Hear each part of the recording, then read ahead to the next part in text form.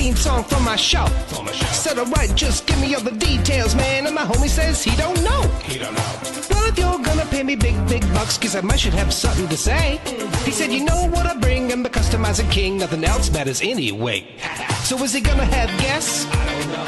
Is he gonna go live? I don't know.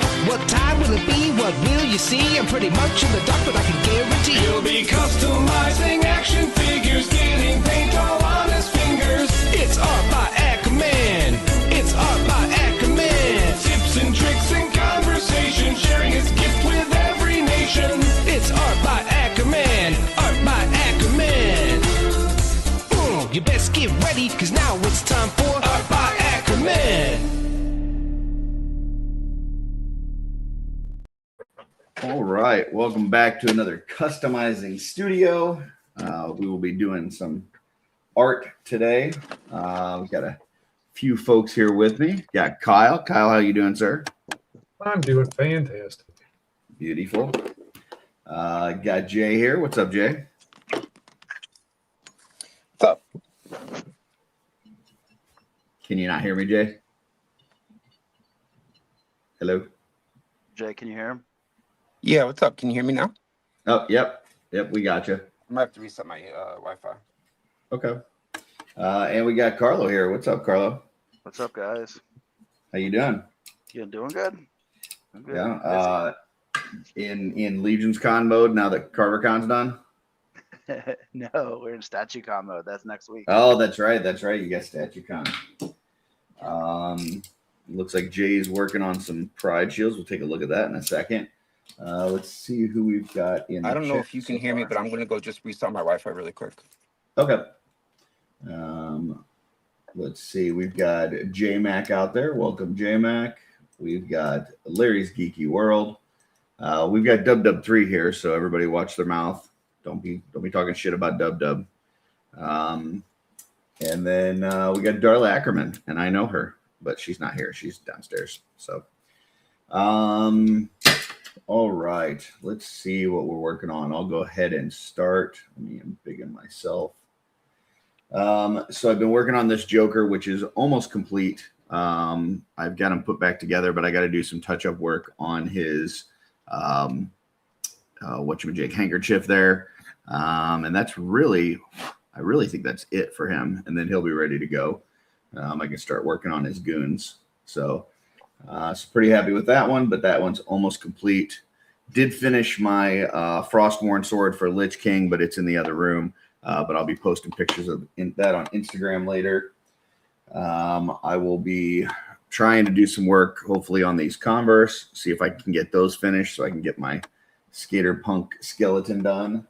And then I'll be trying to finish this guy as well. And if I can do all of that, get all that done, then my reward is that I'm going to allow myself to paint this cool-ass throne that I got from Stefan because it looks awesome. It looks like it's going to be a ton of fun to paint. So that's my reward if I can get all that other shit done. All right, let's go over to Kyle next. Kyle, what you got going on? I am doing some flocking on this gorilla body that I'm creating. And creating a mess while I'm doing it. All the fibers are getting everywhere. You can't make an omelet, Nope. all that. Awesome.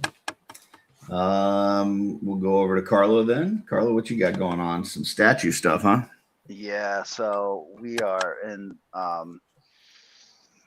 no more sleeping mode again. So I got to take last week off, catch a break, but we have all these different parts and I don't know exactly what colors I'm going to paint them. I have an idea. I don't have time to prime and zenithal, so I'm going to try to just lay the paint on the bare resin and see how that works. And then, I'm trying to figure out which contrast paints to use to bring out the detail. And then we have more stuff to print up. So as I finish this, more stuff's coming off the printer. So very cool. I'm gonna pull like a two day straight thing until this is painted. And then Tristan's in the middle of that. Tristan's got his statue that I'm trying to fix a little resin damage. splits and stuff like that. So So another lot of coffee kind of oh yeah, session for you. yeah. I don't know if it's gonna hit. I did get 6 hours sleep before I came on the show here, so less delirious than last time. We've got Amir in the chat. Michael is here. He says, "Happy customizing. I'm working on a Skeletor custom. We'll get in here. Let's see what you got." And then Jay says, "Oh, I have neat. I have that. I've been meaning to paint it." I think he's talking about that throne. Yeah, I got one too. They're awesome. Yeah, that I really want to paint that. So it's my motivation to finish all these other fucking projects that have been lingering around for way too long. So, all right. Well, we will get to customizing until Jay gets back. So,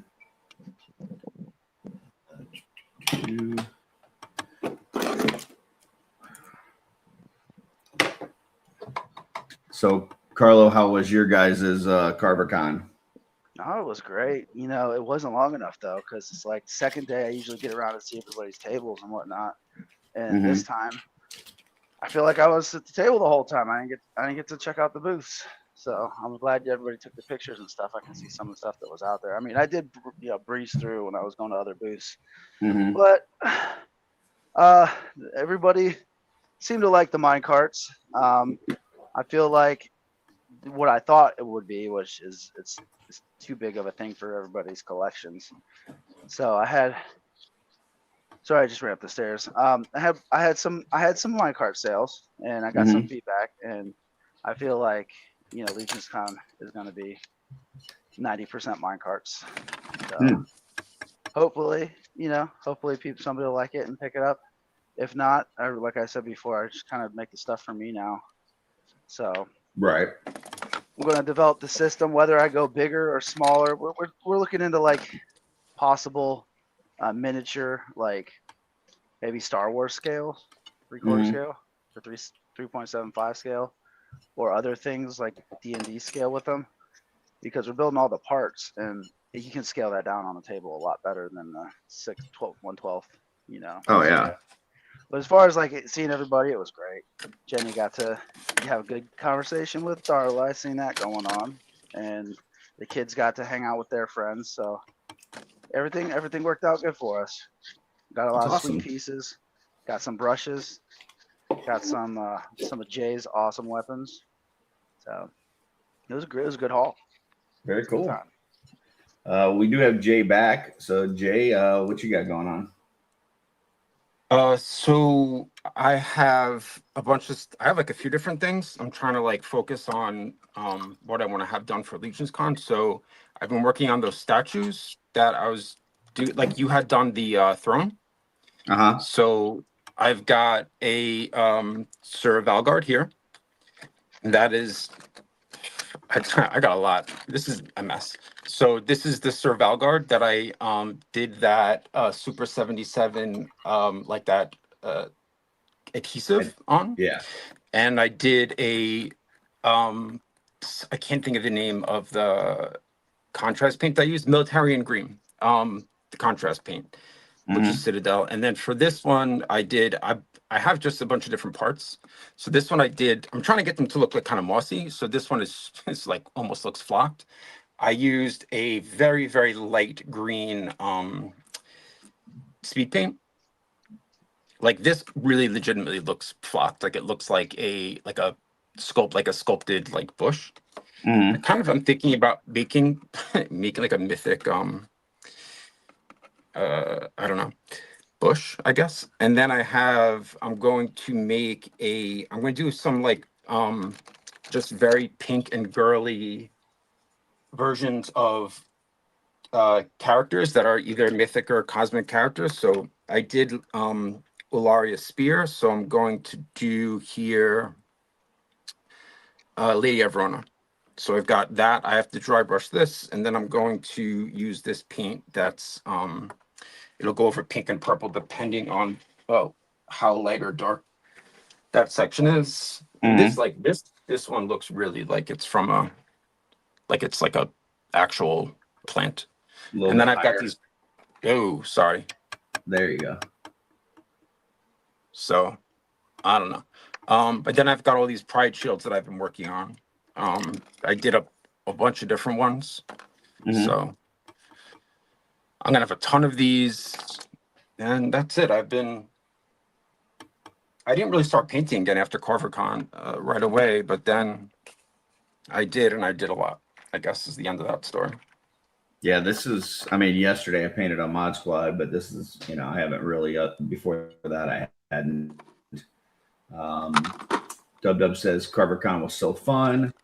We've got Cloud 5 critters in here, and Dub says more statues, and Pickle D popped in, says good morning. So welcome everybody. Oh, also, I have one of these heads I got from Carlo that I'm not sure what I'm going to do with yet, but I do have it primed. So, Sweet.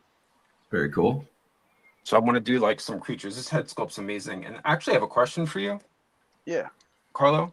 Yeah. So I have this, and I was going to I'm very close to painting it. Oh, hold on. But let what me goes mute here? My screen for a second. That is where's that at? Can you lower it a little bit? Drop it down a I little will. Hold on. Yeah, It's chaotic here. So it's that there you go. like that ogre torso, right? Oh yeah, But yeah. what goes in the front? Anything you want, buddy.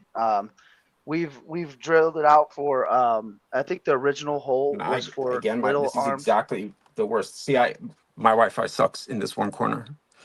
Yeah, okay. Can you hear me at all? 1.0 Can- arm. I'm pegs. gonna tell you when I can hear everybody again. Okay. What? We'll just keep talking till then. Yeah. Oh, okay. So now yeah, I can hear. So wait, what is I this would for? give them the answer. So they originally fit 1.0 arms. So that was the bigger arms were going to be like the Scourge or the Kragnar arms. Yeah. And then the smaller arms we painted 1.0 arms to go in there. You can also put tubes in there, anything that'll fit like the 1.0 arm peg. But we've also ringed it out. We've also Sorry, ringed go it ahead. out and made bigger arms to go in there.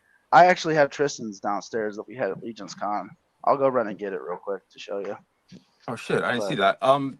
Yeah, that's kind of what I thought was the 1.0. I didn't try them for some reason, but that I put sounds like awesome. tubes. I put tubes in it. And some of them almost like Doc Ock arms. Like we were able to get some like at the dollar store they had these like lights that were on like bendy wires that were like the metal bendy wires. And for Oh, those cool. I was able to stick those in there and put like clamp attachments, almost like Doc Ock arms. So we put that in there. We're gonna do a lot of it with it, but it seems like the ones that we had up there wasn't selling. So it's just like, we changed directions on the big torso. We went to the smaller I mean, that torsos. it's really cool. I can't wait to paint it. I just wasn't 100% sure what went there, and I guess I didn't really. I should have been able to figure it out on my own. I just for some reason. Well, you didn't guys, really no, I spend the mean, you time want to doing know it. what the original vision was. So I understand. Here it is, Jay. So Oh, these Hold are on 1 second. the 1.0 arms that just fit in that one. So those are Oh my Tiger god, arms. that is so cool. or Thraxian arms. So when you paint them up, they looked very close to the Scourge arms. So those were just the green Thraxian arms that he just kind of matched. So, and I gave Eric LeBron a big one that had these big arms. We just drilled that out with a bigger drill bit, and he was able to stick the ogre scale arms in them as well. So, Nice. maybe All right, I haven't cool. I can't checked. wait to do that. Maybe you could get some of Slog's canisters to fit in there. I'm not sure. Just a thought off the top of my head. But yeah, usually I just like go to my fodder bin and figure out what I can plug into different holes on those kind of sculpts. The smaller one we had up there for the 1.0 torso, we did have back holes in it. So you could plug the arms into the back or the shoulder pads in the back to get a different look off the 1.0 arms on that torso. I don't know if you picked one of those up or not. Or just the big one. Yeah, I'm gonna mess around because I think I have a pair. I don't know if I want to use cosmic arms or if I want to use like Sphyxian arms. Yeah. So like the Tusk arms would look perfect in there, if you wanted to. And or I think I have an extra pair of Sphyxian arms. I'm not positive. Shit. No.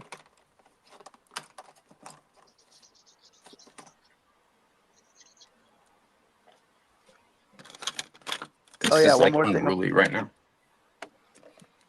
One more thing about those is that resin you can heat up. So if those holes are too tight, you just hit it with a blow dryer. It's anti-impact resin, so it gets a little pliable when you heat it up. So if something doesn't fit directly in there, you can kind of stretch it. Oh, that's nice.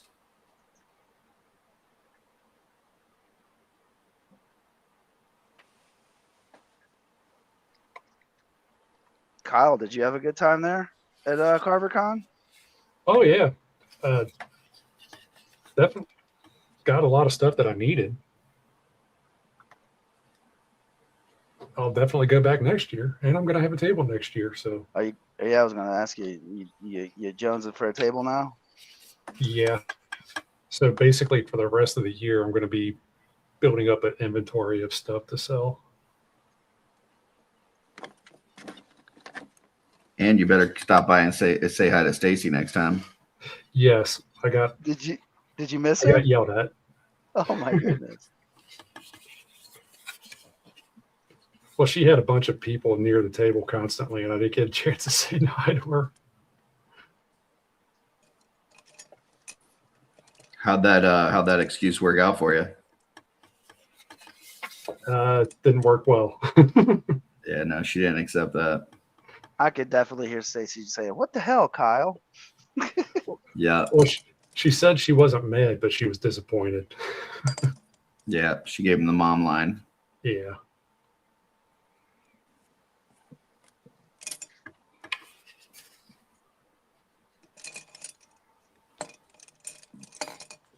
Honestly, I wish don't know if you can hear me, but like sorry, go ahead. No, go ahead. Go ahead, Jay. No, I was gonna say, like, if I'm not talking for a bit, it just is because it's breaking up, and I don't know what to do about that right now. So I'm just gonna paint. This wasn't a problem until recently. Honestly, But yeah, if want- somebody's talking to me and I don't say anything, I'm not being rude. I just can't hear, and then it'll just like it'll work again, and I'll start talking, and that's how that'll work. Are you on a That's common phone? sense. So Are you on a phone or I'm on my something? phone. Yeah, but I always use my phone, but I've never had an issue. I can set up a computer, but I would have to change this whole arrangement. So we'll see if that's something I need to do. I don't know what you're talking about. Not having an issue. You always have issues. No, but like I wasn't for a long time, and then I've had it for the past like 3 or 4 episodes. But before that, I had no issues, and I had the same provider. So maybe I'm wrong. Maybe that's incorrect, and you're right. I think it's a StreamYard thing with mobile. For some reason, it just, I don't know, doesn't have. It's not good. I mean, I have really bad service in the basement in general, but I don't usually have an issue with like. I have bad service if I'm like on a call, but it's usually fine using the actual internet.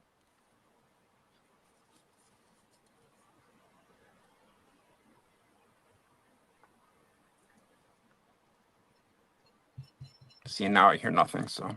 Nobody's talking. Haha, see, I can't tell. It's very awkward for me. I was making a bunch of these pride shields last night. Uh-huh. And like I didn't really realize that I didn't mix this red. Well, like this red was mixed. I didn't shake it up well enough.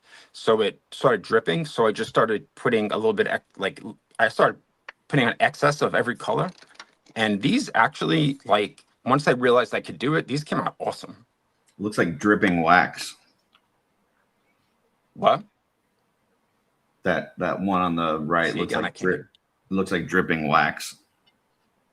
Yeah, it's awesome. There's a couple of them that can't, like this one came out like that too. A little bit less, so I got to fix the blue on it, but and then some, like this one just came out normal, and I love the way this one looks. I gotta like Brett. I have a bunch of shields from Detour. I'm gonna get more from him. And then Brett gave me like, I don't know, he must have given me like 20 at Carver just to use for this project. Oh, that's cool.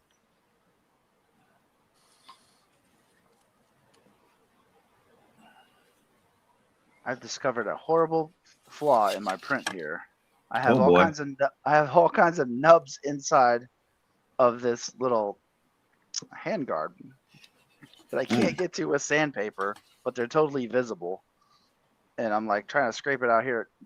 I have needed those sanding sticks that you use, Curtis, Yeah. so much during this project. I'm like, I should have got them sanding sticks. Oh, I should have got them sanding sticks. I love those things. I was actually just using them right before we started. I can't show what I was using it on because it's like a secret project, but I can tell you that I needed the tongue from a Jersey Devil. That's all I can say. Nice. And I didn't have an extra Jersey Devil head, so I had to steal the one from mine. So come Halloween time, my Jersey Devil is missing a head. Come Brett Fodderbin, you're gonna have to keep a. Yeah, I asked him. He didn't have one there. He said he might have one at home, but he didn't have one there. And then Jesse thought he might have one because he made a custom out of a Jersey Devil. But then he checked when he got home and he couldn't find it. He said he must have sold it in like a fodder bin like thing. Yeah. And then I reached out to Joe Suter to see if he had one, and he said he didn't have one either. So all my usual. What are you looking for from the Jersey Devil, Curtis? The open mouth head. I needed the tongue out of it. I have it. Yeah. Yeah, I got you. I'll message you later. All right, that'd be awesome. I've got the one that I just stole from Mike. But I have. Go ahead. Oh shoot, we got Mike in the back. What's up, Mike? What up? How you doing? I'm gonna try my computer. This is super annoying.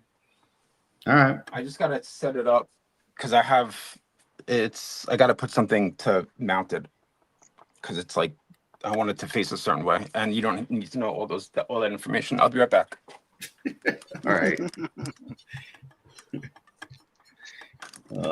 Gotta love Jay. I think I'm gonna use my daughter's little hands to sand in here. She's got tiny fingers. She could probably get into this thing.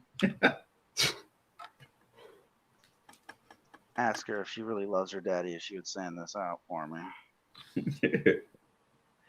Gotta put him to work.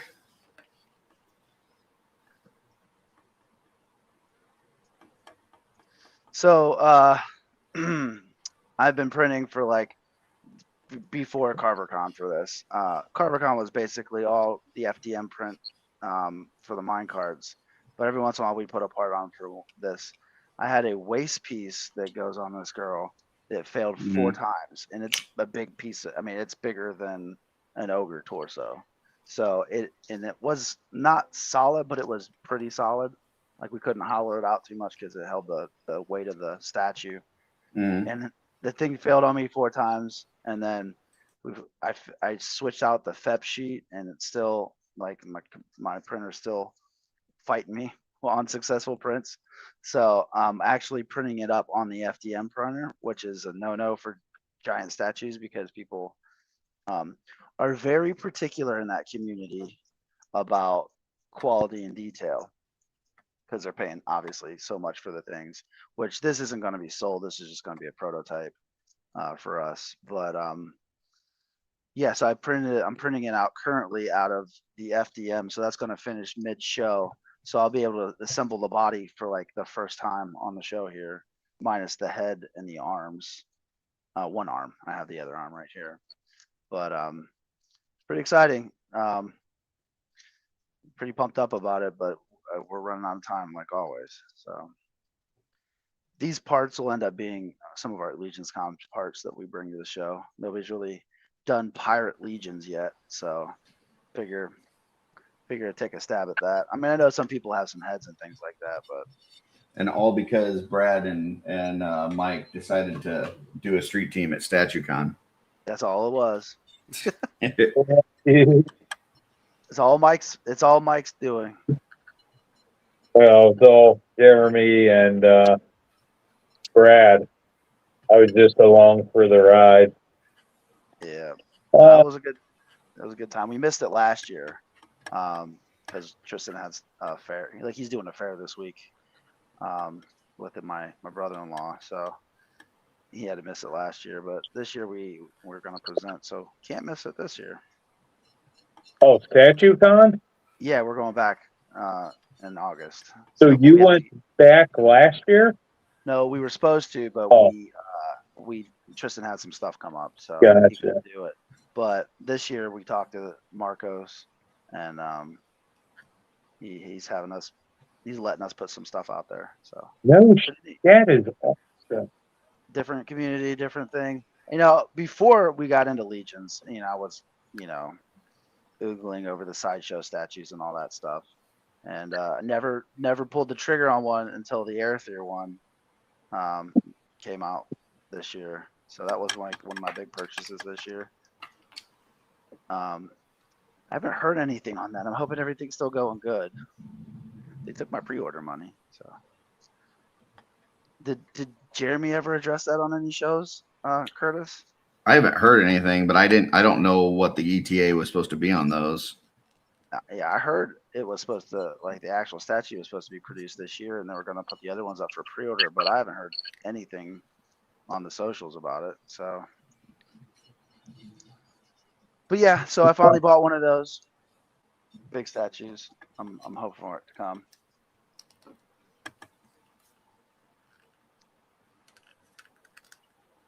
Yeah, that was a very unique place when we went to it the first year. I mean, lots of that sideshow statue, every kind of statue.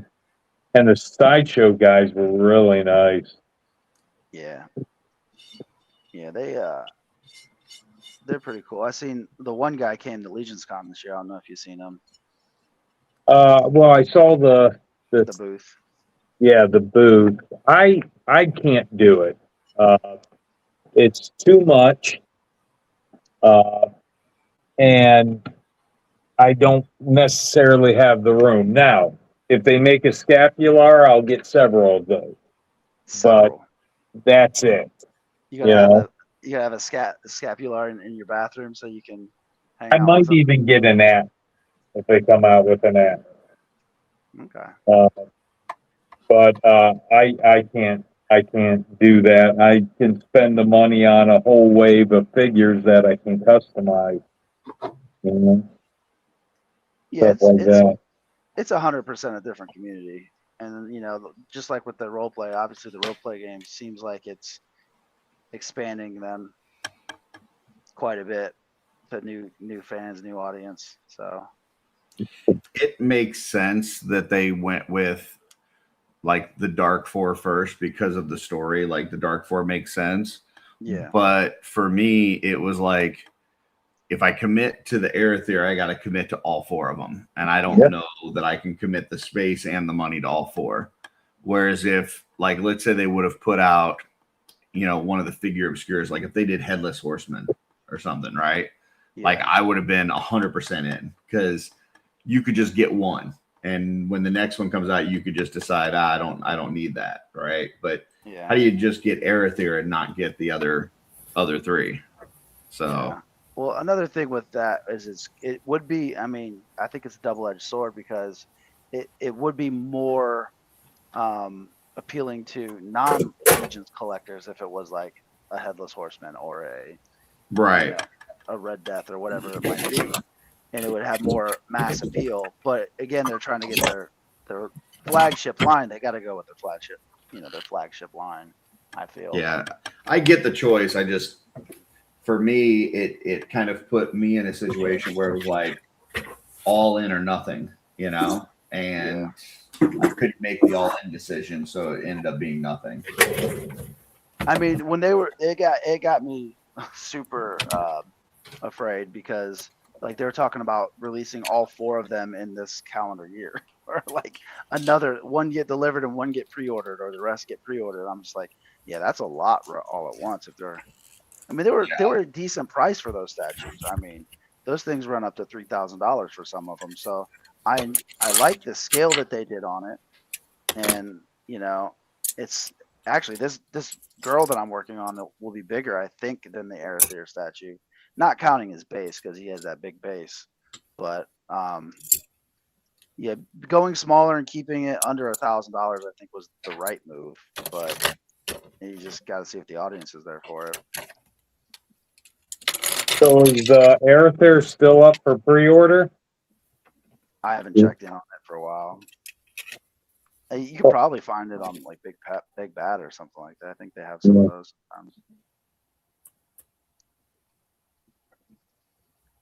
sometimes. Well, I checked out their other statues, and they were a lot smaller than Aether, and they're all 1.0 figures. So on a Aether 2.0, are they expecting to make him brute scale? Bigger? Are you talking the Horseman? Yeah. Yeah, I don't know. When they'll do a 2.0 of Aether. I don't know if that's one that they would. Legacies of Mythos, probably. You know what I mean? I don't know.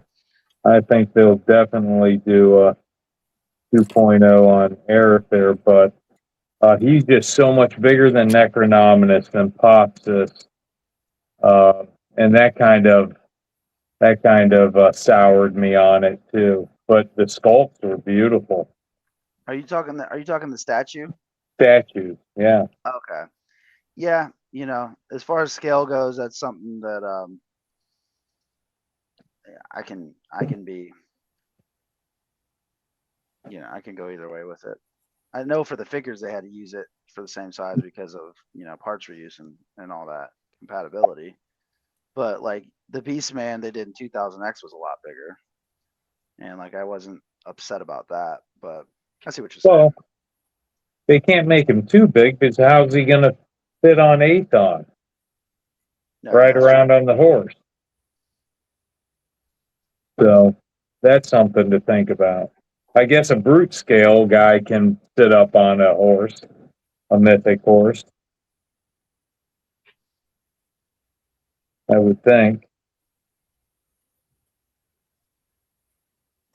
I would think brute scale could work. I do know we had Eric on one of the shows. I can't remember what show it was on, but we kind of asked him about like the Dark 4 as a version 2. And he said, when they go to do that Aether would 100% be the first one. So, yeah. Okay, so I'm going to need some help from you guys.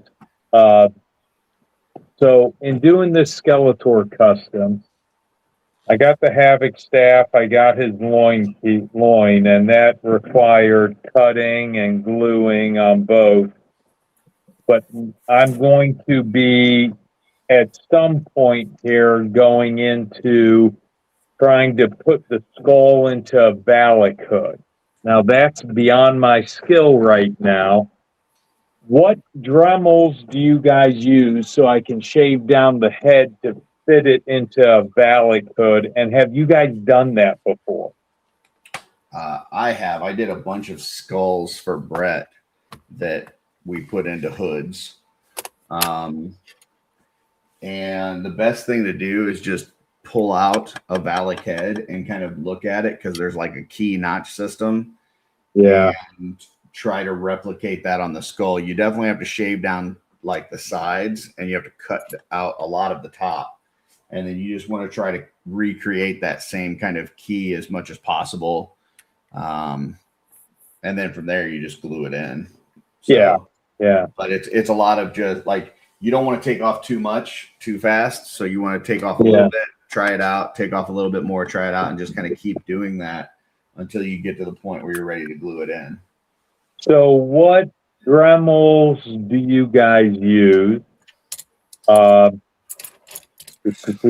So I will tell you that we're doing the customizing studio in Messenger chat. Evil Stick, which is I believe John Toft. He got me hooked up with this Fantic one, which you can get on Amazon. Okay. It's a really nice small one. So like everything that you need is in this. So push this button here, this thing pops out, and it's got a whole bunch of different tools to use on it. And then this is the actual like rotary tool itself, which is a cordless one. You charge it up. So this will do almost anything that you need, and it's quiet. Let me just turn this on real quick so you can hear it. So that's it turned on. I don't know if you can hear that. Yeah, a little bit, but that's. And if I turn it on full speed, that's full speed. But Oh damn, that got it's some actually- balls. it's actually a little louder because I don't have anything screwed in there, so it was kind of spinning at the end. But it's fairly quiet. This will do almost anything that you want. And they'll do the skull easy. Yeah.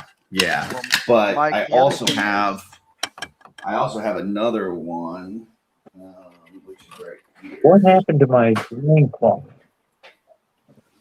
This is, I'm big on myself. This is a dipstick. This is also a cordless one, but it's got a little bit more oomph, and I can use some bigger like grinding and cutting tools on this. So I'll use this as well. But that, this Fantic one is fairly cheap and will do like 90% of the stuff that you want to do. This one is kind of more heavy duty. So Yeah, so I think the smaller one would be what I'm looking, just to have in the customizing room. What was that called? So I was gonna Fantic say- with a K. So I was gonna say, Mike, I did a Skeletor hood at PowerCon. I think you've seen that. And what I did was I actually cut the Valak insert out with a razor blade, but that was not the right way to do it because I ended up cutting the hood as well. So definitely modify the head, not the hood. well, That I will makes tell sense. you, I know that Noah has done a bunch of those where he's put other heads inside the hood.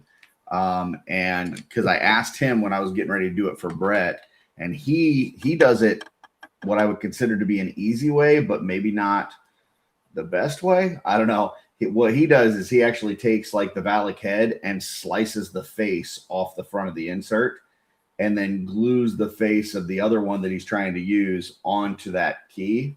Oh. So instead of having to recreate the key, you're just kind of gluing it on. The only problem is you've now got these like two separate pieces that are glued together that could come off, and you may have like a seam that you see from certain parts or whatever.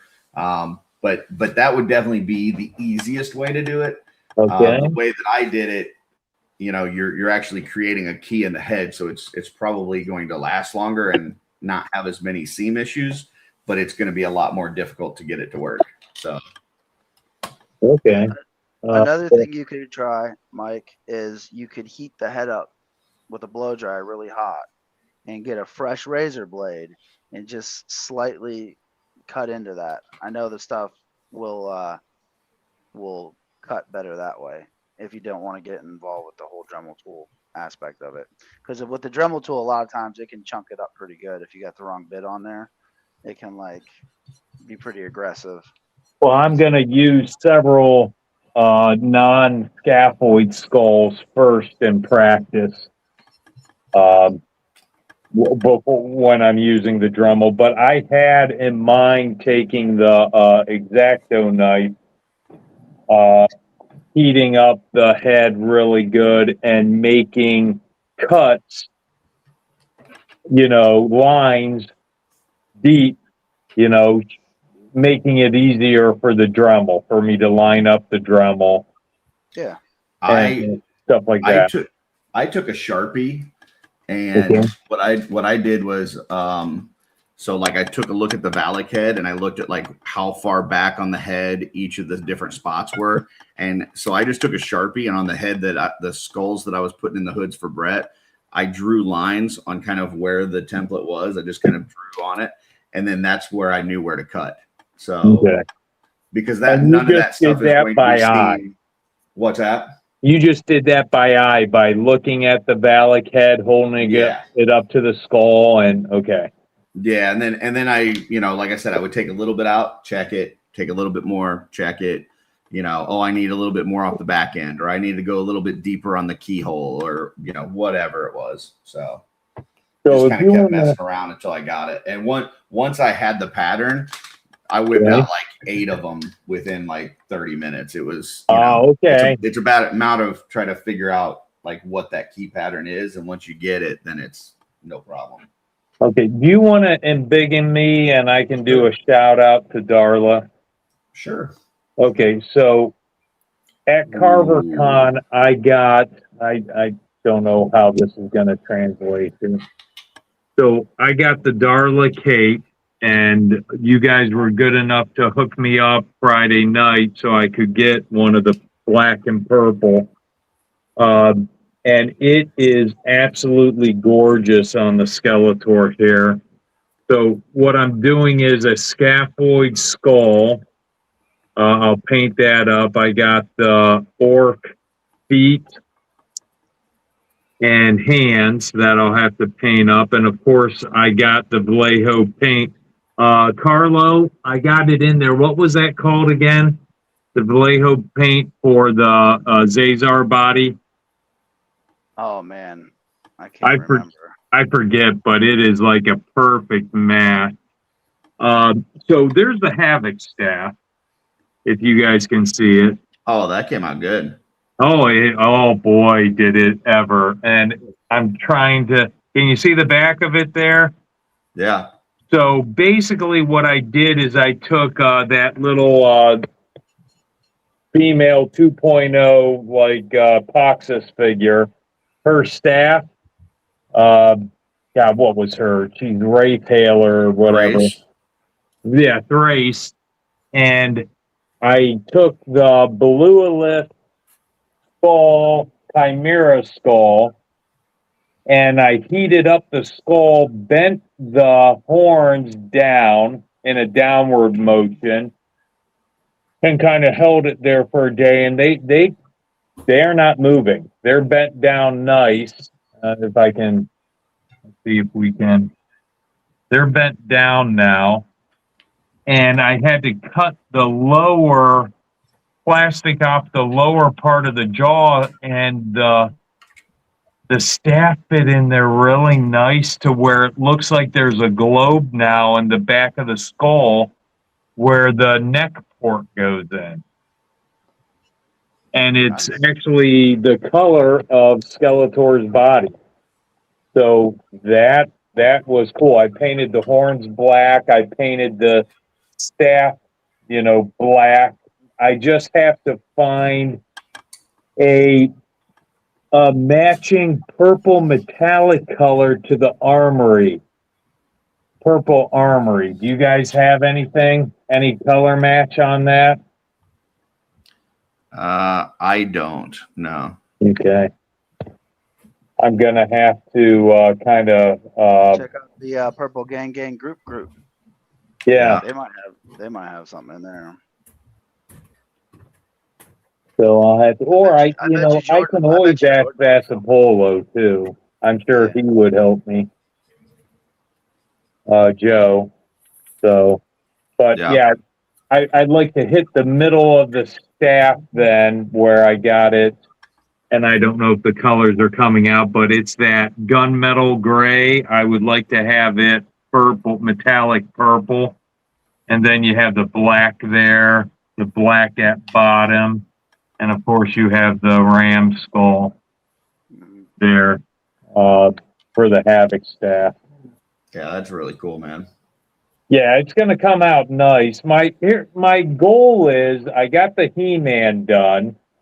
And my Skeletor I did last year, I didn't want to take anything off of him to do it because I want to show people the difference between in 5 years in what skill you can accumulate in customizing and the parts library for Four Horsemen Studios, what you can do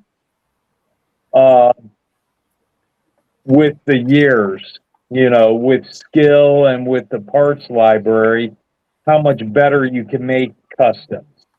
Yeah. and I would love to take these to Motu Fest and put them on the Horseman's, just display them on the Horseman's table if they want me to, and maybe that would bring more people in to buy Horseman figures if they knew, hey, we could make, custom Motu figures out of them. Mhm. Like, I got a table there, so if they don't have room or whatever for you, we can definitely throw them on my table. Awesome. We could do that then. Perfect. Because I would love for people to understand that, hey, these figures are more than just what's in the box. And if it's a Motu Fest, having customs of He-Man and Skeletor there might be really, really cool for the company, or Immortal. Bring people up to the table there for you guys. Yeah, ours is just a little one, but yeah, absolutely.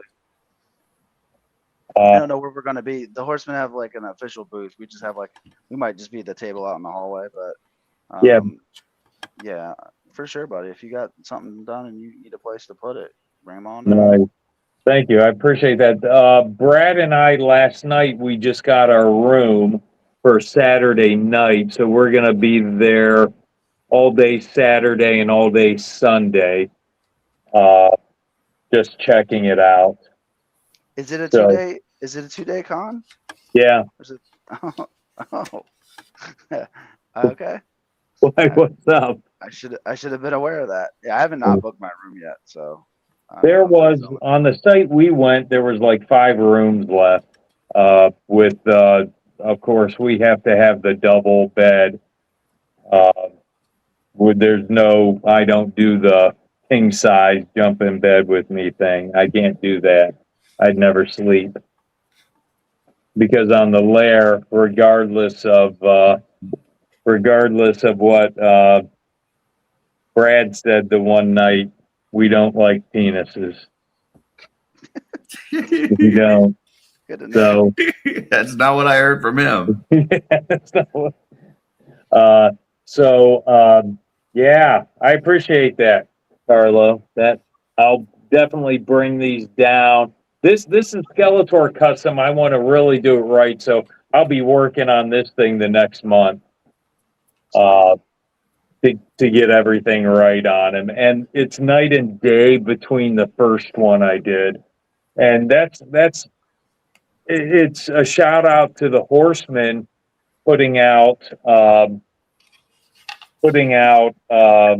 different parts, like his loincloth hair right there. That is a Skeletal Raider loincloth. 3 of them cut up and put together in order to make the Skeletor one. And it came out really good. Sweet. Yeah, as the parts library increases, and again, Mike, if you're using 1.0 parts for your customs, as the 1.0 parts happen, your figures are the Horseman's figures. So as they improve, your customs improve. Not even improve, but more detail that he's able to put in there because of the ZBrush and sculpts and stuff like that. So I'm gonna go grab my white role-playing game custom, and I'm going to ask Darla here if it looks like Darla Curtis, she makes the black and colored capes. So she makes one side black and she makes one side colored, correct? Well, she does a lot of kind of 2-color reversible, but yeah, there have been a lot of them that end up being black on one side and then a color on the other. But sometimes it's like, pink and purple, or it's, blue and purple, whatever. Well, pink and purple. But yeah, there's several that are black on one side and a color on the other.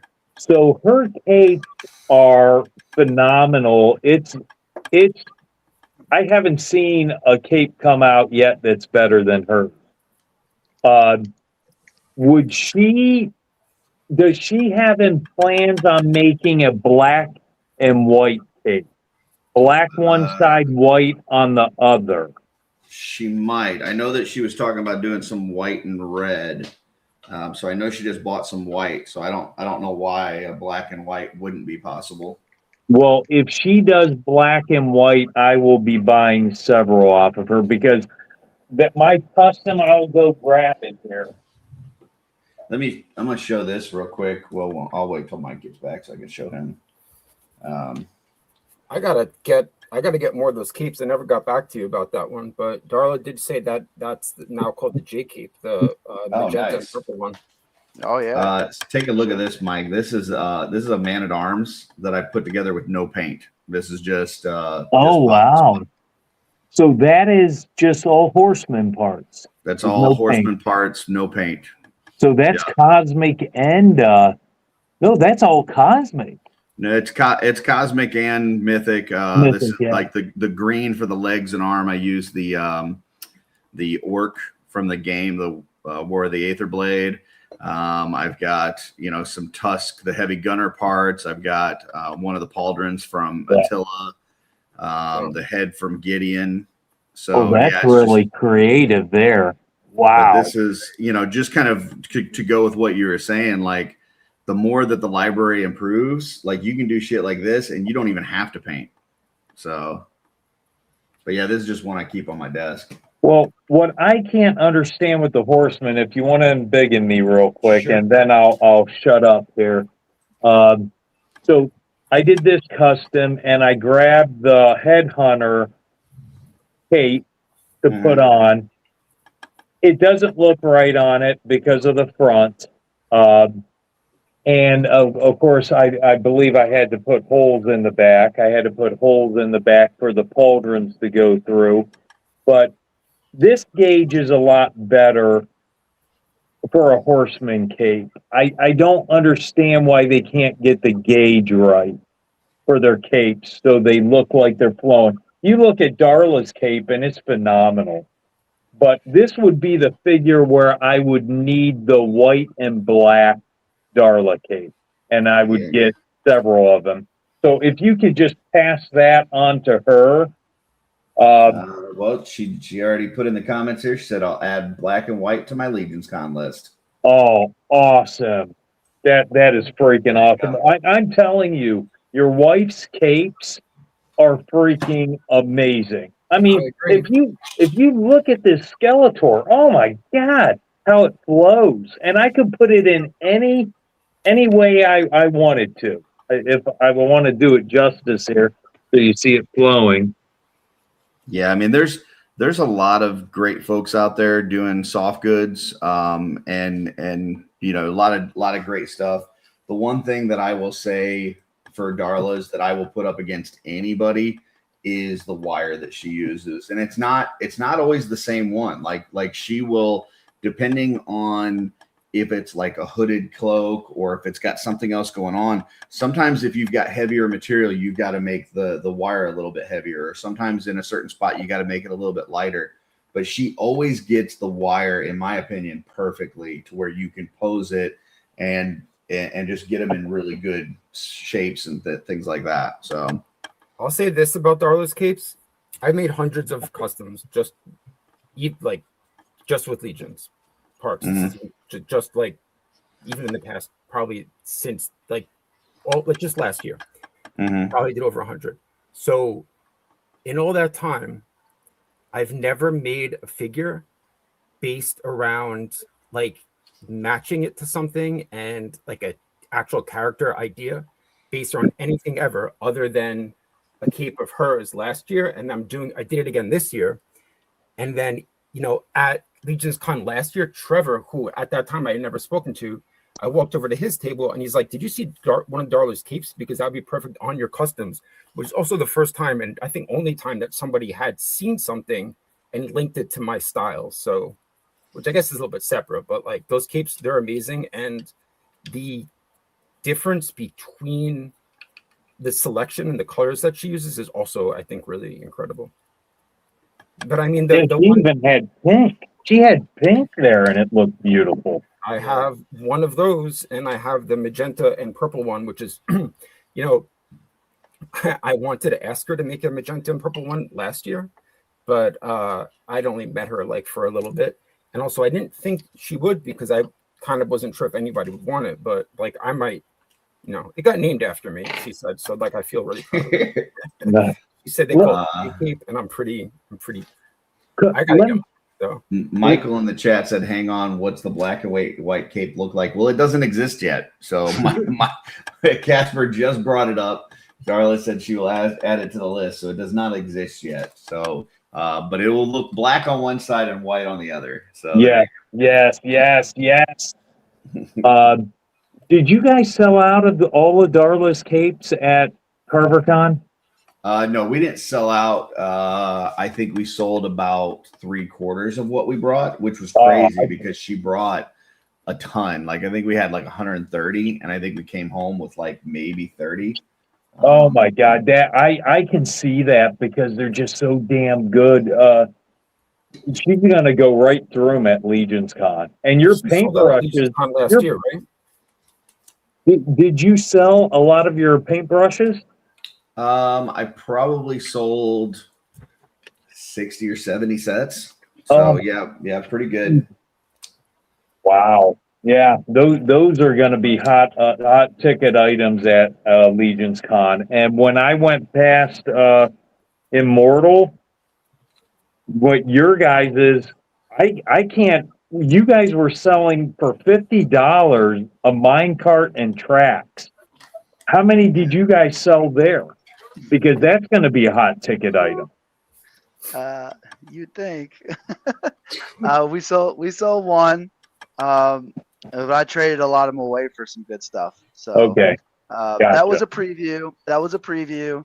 And I don't know, it was a painted minecart too. So like, I don't know if we go with unpainted for customizers to make it a little bit cheaper.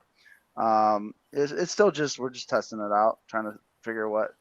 Yeah, but $50 for 3 pieces of track and that painted up? Yeah, well, pretty cheap. Yeah. Here's the thing, it is in my mind, what I want to, and I've fallen short every year so far, but the setup that I'm going to have at Legion's Con this year should make it very appealing to people with all the things that we're gonna add to it and bring with it. And again, doing this project I'm currently on, it was not as complete as I would like it at CarverCon, but CarverCon was a preview. You know what I mean? And as far as the Legion's Con goes, yeah, we'll see how they go. I definitely have to get some of those. I don't know where I was every time I left my table, I was either like in a conversation with one person or ran back to my table because there were people there. So I didn't really get to talk to anyone. I was a little bit. Is that Jay? Yeah. Okay. Jay, you have something going on too, because you paint up those weapons in your metallic paints and everybody loved those. Thank you. I mean, I don't see those are going to fly off the table. I hope so. I'm going to do a lot more ogre scale in red because they match Baradoc, and I constantly forget the name. Stavros, right? Yeah. So I'm trying to I did ones that were like kind of looked like ice, and ones that looked like fire, sort of like elemental swords.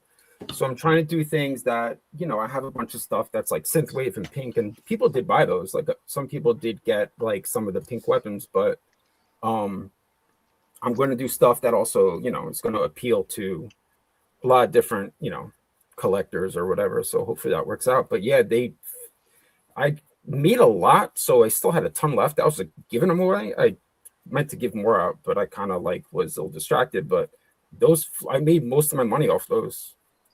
Yeah, I think the key, especially to like these smaller cons, is to have options for people that are low like $20-$30 options, whatever that is. Like I think the reason why Darla and I do so well at these conventions is like her capes are 20, my brushes are 25. Like we've got we've got dollar amounts on things that people can just drop and not really worry about it. You know, full customs, those things cost a pretty penny. Like that's a big decision for people. But like your weapons and stuff, Jay, like I know Trevor's been talking about it. I love the ones that I got for my Staphoid. Thank you. Those like green blades. It's funny. Like, I didn't know if anybody's gonna like those. I forgot that I came back and I was like, where are those? Oh, somebody got. I couldn't remember. Who took them. Yeah, I think that price point, like if you have things at your table that are around $20 to $30, I think that's just an easy pickup for people. I think that's why heads do so well at Legions Con too, because it's just like, you know, I want to support this artist. $30 isn't going to break the bank. Like I can go ahead and do this, you know? Yeah, and I had, you know, it's also like nobody bought one weapon, right? Except for Schmerber, but he bought the most expensive weapon I had, and it was enormous. And he bought it ahead of time. But so there's that. But people also buying them and coming back to buy customs, so that was cool. I sold a lot of customs ahead of time. So yeah, Jay, I think for your first con, the amount of customs you sold was a testament to how good your work is. Thank you. Like I paid for the trip. I paid for every ass. I'm like split a room and I split like gas and stuff. So, you know, it was a little bit easier, but I paid for the entire trip and came back with money.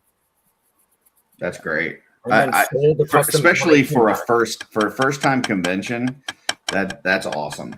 Like that, they did a great job of putting that thing together. Yeah, definitely. And I also think like our area was dead second half of the day, but the first half of the day there were people there because they wanted to see, at least me and Jared. I get because we were in that corner because we hadn't vended before, so people were kind of interested to see what we had. Like people came. You know, like William Husted came right over to get something. I don't remember who else did, but it was super busy off the bat. So, you know, it was really cool. That was a nice corner with like you and Josh Brown and Corey and Jared. Like that was a pretty nice corner. Well, that's why I didn't bring heads. That's why I didn't bring any painted heads. Because it's a fucking murderer's row of fucking painters who do heads. I had a whole set of heads ready to go. And they were like the heads I have are very different. But then I like Jared had 200 heads or something nuts, and I was like, I'm not bringing this shit. It's just something else for me to carry. So I didn't bring them. I might do for Legions Con. I might save. I don't know what I'll do. It's good for practice to paint heads, but yeah, I was focused on weapons anyway. Like multiple people, you know, a couple of people had given me the idea over time to do weapons because I could do something unique and. It's an easy way to spruce up a figure, you know, like you take like I said, I was saying about that Scaphoid 2. Like I know a lot of people love that Scaphoid 2. I didn't have any care for that Scaphoid 2. Like I was like, okay, I've got the Scaphoid 1. It's not a huge enough difference. Like I didn't even feel the need to open that. And then as soon as I got those weapons from you, I'm like, dude, I was so excited to get home and open that figure just to put those weapons with it because it's just awesome. It makes a huge change with just this one little thing. And it's crazy because you know he's holding the weapons of like another dead poison skeleton. Like those are which is awesome. That's why I was thinking about making them red because like Clavian, he actually takes his bones off, right? Those red skeletons to use as weapons. Yeah, I might do that, but I don't think that's a lore that people really think about as much, and it looks nicer in the green. Let's see. We had a few folks jump in here. William Husted jumps in, says, "Good afternoon, Jay. I'm dazzled by the mushroom hat figure. Yeah, I had time to share it on my own." Hi Ass Twizzler popped in, said, "I love your stuff, Jay. I wish my budget at CarverCon was bigger to get some of it, but I'll get some in the future. They looked great." Thank you. Eric Miller popped in. Welcome, Eric. And Twizzler said, "I love those shields that you did, Jay. Wish I would have grabbed one or two." Thank you. I'm gonna have I had left over. I brought them home. I'm gonna have a ton at Legions Con. That's like one of the things I plan on making a lot of. Speaking of shields, those Immortal Collection shields were phenomenal. Wait, did you say Jay or did you say Carlo? Because then I apologize for stealing Carlos thunder. No, that one was for you, but I was saying that the shields that they had for Immortal Collection were awesome as well. They always do good. You know, the funny thing is like we always laugh about it. Like we try these new things, but the sellers have always been the shields, and now like at the con, we sold most of our baby dragon 5-point articulation figures. So it's like those things are doing good for us. And it was just a real quick idea I had before Legion's Con, because Jenny was like, "Hey, I want a little dragon to go with my figure that I'm making." So I just knocked that thing out real quick, and everybody keeps coming back. And we haven't even painted any of them yet. We're just selling to the customizers. I love that dragon. But once again, get it? you know, like you're talking what, $30? What was the dragon? It was 30, And then the shields were what? 20 painted. Those Yeah. are like a really good So deal. I mean, you're talking $20-$30 items. Once again, those things are gonna fly. You know, at that price point, like it's just gonna go. And $30 is a steal because that's articulated. So Yeah. I can't wait to paint. Every time I went to paint it, I ran out of primer. But I have some more. Did you get the one from Blake? Did he give you that one too? Blake? Yeah, I thought he said he was gonna have you paint one up. Oh no, he didn't. No. Him and I did a trade because he got 3 customs there, so he's gonna send me some stuff.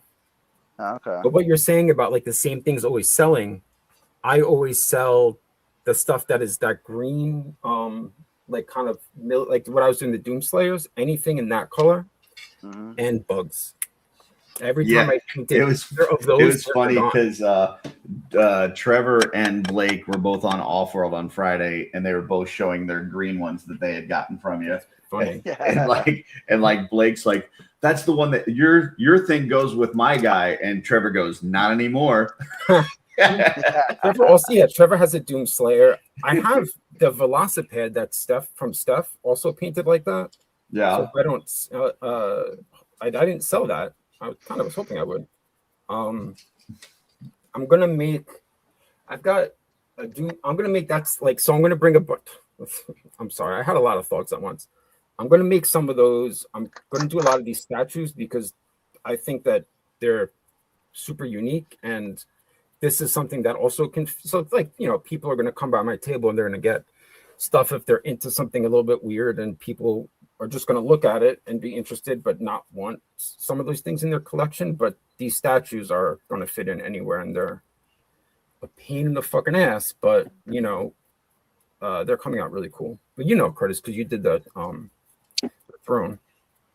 Yeah, I love that's another one of those things that I really love is like the painted heads are cool, but like these little like I know Mark Halseal just started showing off these like little companion pets and stuff. Yeah, Borderland has those too. Yeah, you got the little you know, like Rob Zamora sent me some of those Cabal books to paint up, like little tiny things like that are just like little accessory pieces or pets or whatever. Like those things are really cool to paint. Well, these are full customs. I have a bunch of them, and I just finished. I have almost an entire Medusa done. So I have a bunch of different statues that I'm going to have, just full customs that are like, they're just very mossy and deteriorated, and then gray. But I'm thinking about doing busts. I just don't know if they probably would sell, right? Like if I just did like a torso, pauldrons, and a head, because people have stands for those. Why not? I was in a they got a store out here called Slackers. I don't know if you guys have those, but No, they're that's based a great name for a store. It's almost like a GameStop or something where they've got some figures and some video games and different shit like that. Well, they had some Marvel stuff in there, like Marvel Select and that kind of thing. And they had some busts. And this is like, I don't know, 10, 12 years ago or something. Oh yeah, I walked in there and with my daughter, and she goes, yeah, but you can't see what they're doing from the waist down. What if they're pooping? And so now anytime I see a bust, I just assume that they're pooping. That is, how old was she? I don't know, maybe like 12 or 13. That's amazing. I think both of us have raised our daughters right. So yeah, anytime I see a bust, like I won't even say anything. I'll just look over to Darla and she knows that I'm thinking So that thing's definitely pooping right now. So I people have make stands though for that, right? I don't know who. I have don't a know. funny story. Tristan told me because I had this part here. Yeah. And this part was not printing out. This just came off the printer, by the way. So Mhm. this is the FDM part. I'm gonna mix it with the resin part. But he says you could just make her a bust. I'm like, oh no, Curtis will give me crap for that. So this is how it came straight off the FDM printer. Now I don't see any layer shift in the minimal layer lines. My hope is once I cover that with a few layers of paint, you won't be Nice. able to see that. We made it on the finest setting with the 0.4 nozzle, which is pretty good. But yeah, I'm going to see how this clips together for the first time. So I don't know if like. I'm sorry. Go I have ahead. a bit of a seam. Just a bit of a noticeable seam on this. But yeah, there's it. Can you see the whole thing on there? The let me torso is like- embiggen you for a second. There you go. Yeah, It's a we might bust. lose Jay now. Yeah, so this was so heavy when it came off the resin printer. Wow. And I think that's why I kept failing. We tried to hollow it out, but so yeah, that's a solid like 7-8 inches right there, just the Wow. torso. That's big. Yeah, it's gonna be 18 inches, in the end. So without a Wow. base. Wow. Let me. Do you think? I'm sorry. I don't even know where my camera is on this. Hold up. So this is. I don't have a great light, right? But you can see there, like the detail that all looks like moss. Yeah. So some of them are really, really distressed, and it's going to look more like that. So they came out really cool. Thanks to Alan. I have like, I don't know, I did a bunch. It's just the good thing about doing these is, sorry, I just wanted to finish that thought up. I have used every single piece that I have had that has been laying around that I overpainted and just have kind of like been like, I'm not going to throw this out, you know? And you can't tell because you're covering it with this like tack and whatever anyway. Mhm. So that's it. I got 2 skeletons, a king, cat king. I don't know what the hell I'm doing.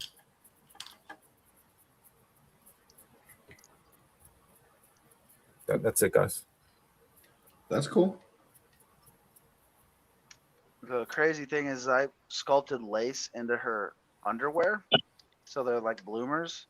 And all the lace has been, if you can see this thing right here, has been falling off because it's too thin for the resin. And it looks like the plastic held the detail and it didn't break. So that is a benefit that I was not expecting from the PLA. I have taken, if you can see my thumb on camera, I've taken so much damage from trying to snap these off. These supports, they're supposed to be like real easy to come off if you get them right, but Mhm. we have not took the time to get them right. So I'm just damaging myself. I damaged myself before CarverCon. That one healed up, and I got this off the print bed, and yeah, they're stuck on there real good. Did it hurt yourself? I might put some gloves on.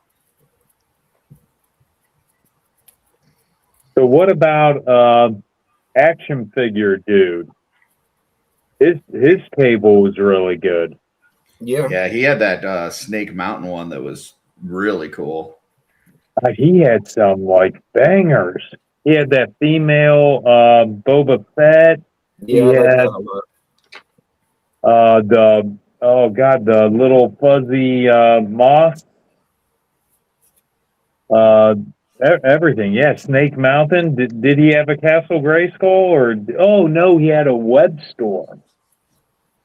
Yeah, that thing was pretty cool. What's the mythic web store called? Okiedos. Yeah. So I always thought they missed out on that one by not giving him a 1.0 muscular body. He said Eric says his Drago Man was incredible. Yeah. Oh, no kidding. Yeah. I got, can you embiggen me for a second? Yeah. And I'll show off some stuff here. Right there, that came from Immortal Collections. This is one of their early, is this the sculpt you still use? Or the, Carlo? That's what I Yeah. said. It just keeps going. It's just like So, you evergreen. sold these at the CarverCon then? I didn't see those at your table. Oh my gosh. There was a lot yeah. to distract at the table. There was a lot of shit at the table. Yeah, man. I was really excited to get the dragon, and that ogre thing. So that took a lot of my focus.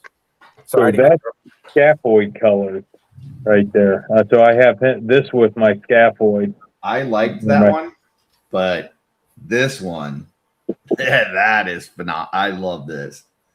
Yeah. Oh wow, that's like, what colors is that? Orange It's and orange, yeah, orange and black. Wow, So- that's white. And then and Carlo was a great salesperson on this because I was like, dude, I love this so much, but I have no idea what I'm going to put it with. And he goes, take a skeleton and then put the pumpkin head on it from Headless Horseman. I'm like, sold. Well, there you You go. got me. Yeah, There you go. Yeah. I also, from Brett Stoddard, he handed me these. Oh wow. Oh, those are awesome. So you have a scapular and an Amir Caspar, just basically there with the head changes. The Amir has like a hood over him, so I don't know how he did that, whether it was AI or whatever, but I was very thankful. This is very nice. And then Dub, check this out. Dub 3, his table there, he had a lot of photographs on it.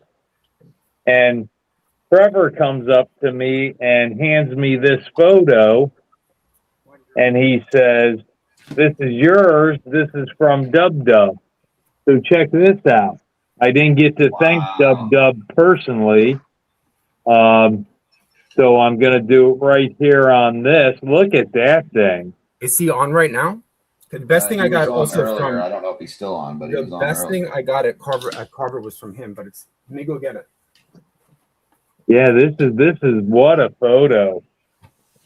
Yeah. So, yeah, very thankful for those. Brett Stoddard, Dub 3, Trevor for bringing that to me. Yeah. Very cool. But I wanted to shout them out. Of course, big shout out to Mr. C, who brought the fire.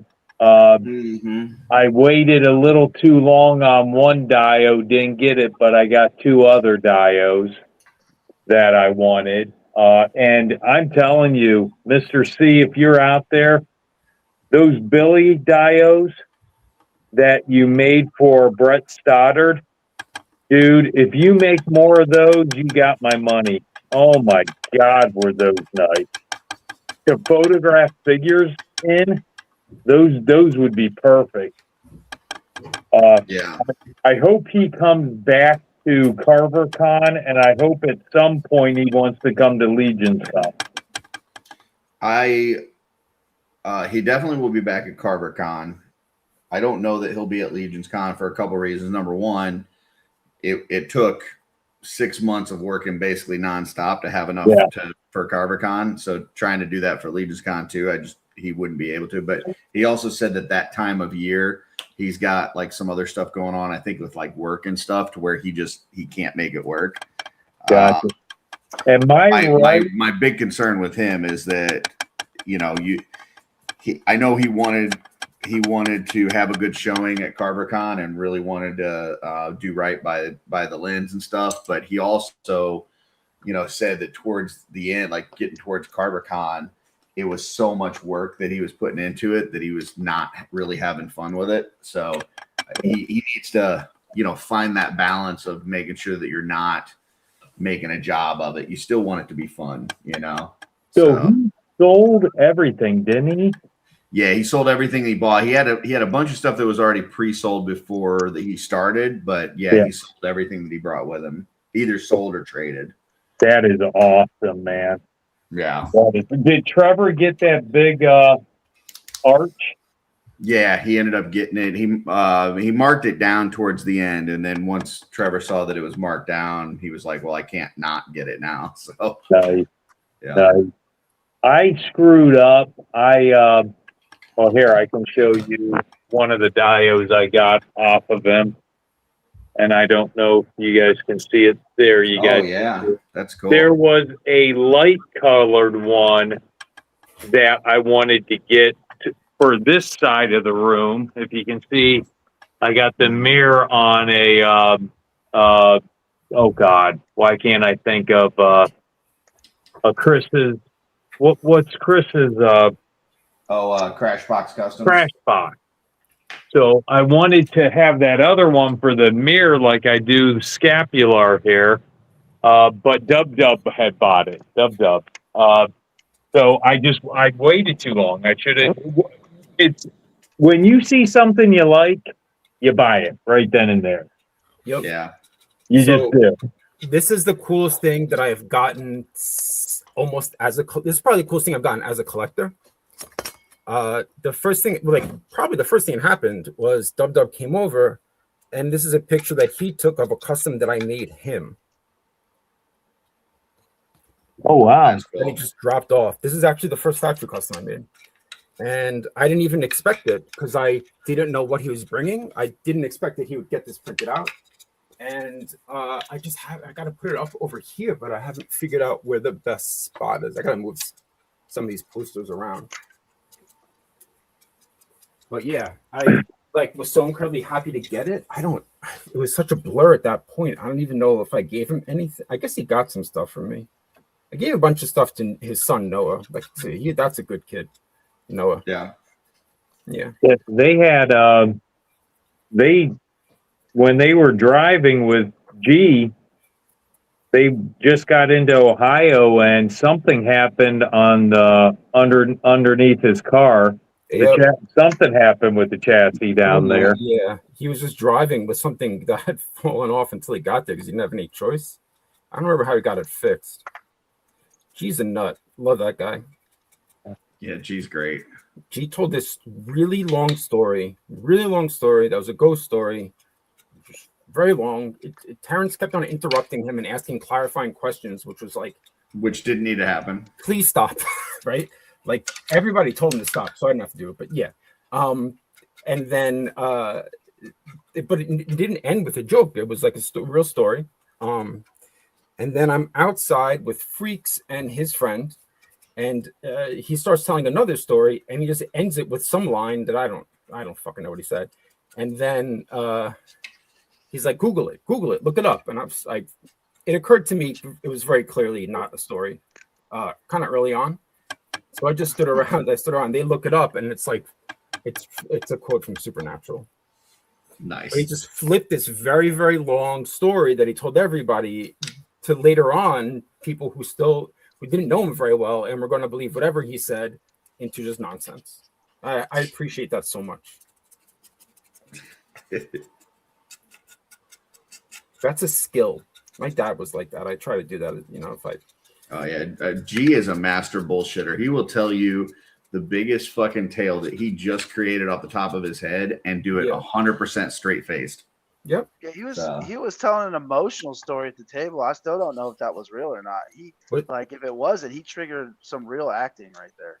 Was it the one about growing up and his friends? Yeah. Passed away. Was that real? Yeah, I yeah, don't know, man. yeah. That was real. How did you Yeah, know? I mean, I guess. But that's the story that he, having told that, he went into another story he was talking about.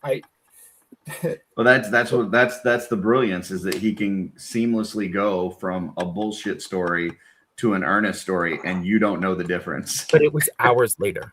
Yeah, Hours later. And Freaks, he's talking about how the supernatural, like all this stuff was real. And so Freak's friend told this story about how him and his friends had, I think they said they were not sober. They were on some sort of an illicit substance in an abandoned asylum. This was a crazy story. And then they knocked on a door and said, knock back 3 times, see if you can hear us. And they heard a knock out the window on the second floor. And then his friend jumped out of the window from the second floor because they were so scared, and they went home. And then G flipped that into telling his story, and I was just kind of standing there, like witnessing and not saying anything. But it was something else from the whole thing, start to Definitely finish. something else. The Yep. whole thing.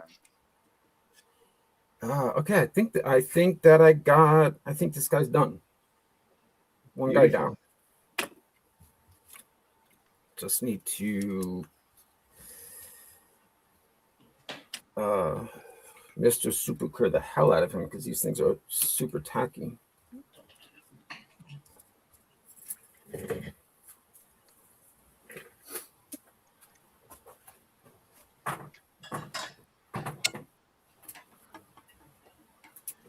William says, I got lucky and picked up one of the last scapulars at CarverCon. They had that at CarverCon, son of a bitch. I wish I knew that. I only have 2.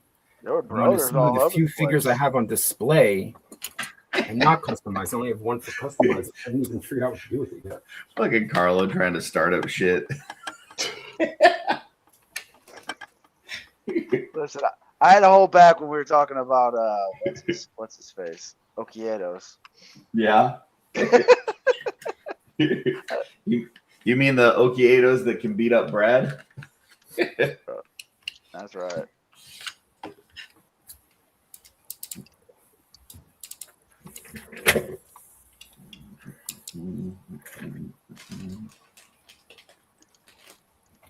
You know who else would look good on Arethyr's steed? Who's that? Nieve. Yeah. Trying to get Mike riled up. Let's see if he's paying attention. Yeah, he's not even on screen right now.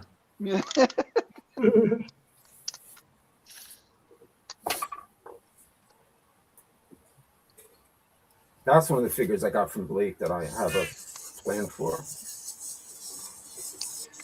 I'm gonna do if I have time.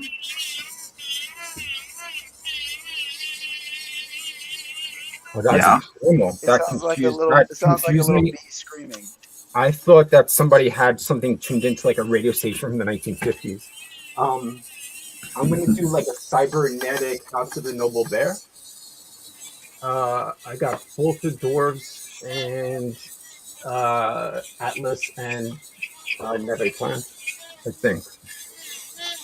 And I thought about it and I decided not to do it, and then I made this, and then this is just too good to not do. Oh, okay. That's pretty cool. Yeah, it's Boombox, pretty Boombox Man. I guess. I don't know. I just think it's really dumb looking and kind of hilarious. So I love it. Especially the big fist. I'm gonna, it looks ridiculous. I'm gonna do that. I got one of the dwarves pretty much done. I just gotta paint her head. It's the body I had lying around. She needs new feet, but that's kind of done. I mean, Mike's back now, Carlo. Yeah, I'm back. I think they could do Neve in a brute scale and put her on Arethyr's horse. Neve, well, she is brute scale. On Atheon? Yeah. They can Yeah. make her bigger. They're going to make her bigger. It would be nice. I can't believe they haven't made her into ogre scale yet. well, that's what I was gonna do. I was about to say that I'm gonna make her into ogre scale. She'll be the first. So sad. So sad. That's the saddest figure. Sad figure. That's okay. Well, it's not the saddest. I'm sorry, Legions ladies.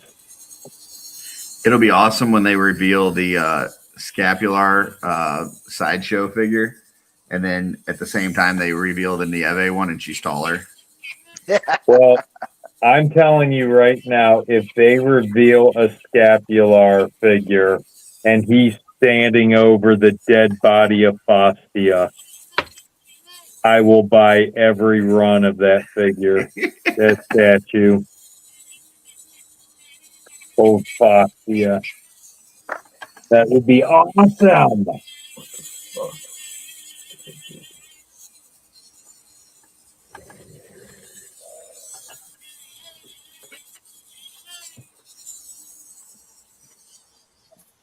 So Burgess story Burris Story made he made a couple of the hot seats. Yeah. Yeah, he was on a couple of the hot seats. Why did we have him on the hot seats? Do you remember? I can't remember. Probably because I was there. Well, okay, maybe you and Darla, but there was another one that you weren't there that he made it. Hmm. And I don't think you won either time, or maybe you did win. Did you win one time? I don't think so. Okay. I feel bad for Brad when we do that because everybody picks me because of the skeleton. It's a skeleton, and it's scapular. They don't. If it was just because of the mirror mask, they would never pick my figure. They pick Brad's, but no, you got to win any way you can, I guess. Listen, the Amir mask is one of the best pieces in the whole line. Like, hands down. It is one of the best pieces in the whole line. I agree. It is good, but If they would have just gave Broder the Amir mask, he might have had a chance. what did I just? Someone had a picture out there of Scapular killing Broder with his spear. Did you guys see that? No. Oh, I wish I could find that. And I put in the comments, I said, I'm so conflicted right now. Do you know what I'm just going to put this out into the universe right now. You should get Dusty to do his half and half with Amir and then half with Broder. That would be awesome. Do what now? You know how Dusty's doing them half and half at Dang Studios, those Yeah. half and half heads, Yeah. battle damage. You should have him do an Amir and a Broder half and half. Yeah, well, he already got in the mirror. Yeah, but you should just like smash them together. You know what I mean? Now, put So you them both could be together. represented in an image. That'd be sweet. Oh, that would be cool. I bought his stickers off of him, the mirror stickers, Yeah. but he didn't have the photograph. He said that was the one he didn't have yet. He'll have it at Legion's Con. Yeah, if he would do like a Broder and then smash the two side by side, that would be like epic. That would be cool. Yeah. Or have the mirror mask, half of it broke off, and you have the Broder face that's under his mask. On the That would be cool. Yeah. But I love how he did with Scapular and the mirror mask. Yeah, that looks cool. In fact, I have it somewhere right up here. Yeah, but guys, it has been fun. I got to get off. The Cleveland Indians are calling me. They are playing the Pittsburgh Pirates currently, and it is a 1-1 game. So I am going to check that out here. Stop my top. The Indians anymore. Yeah, they're not the Indians. That's not the Indians. They are always the Indians, my friend. Always the Indians. I will never call them what they're called now.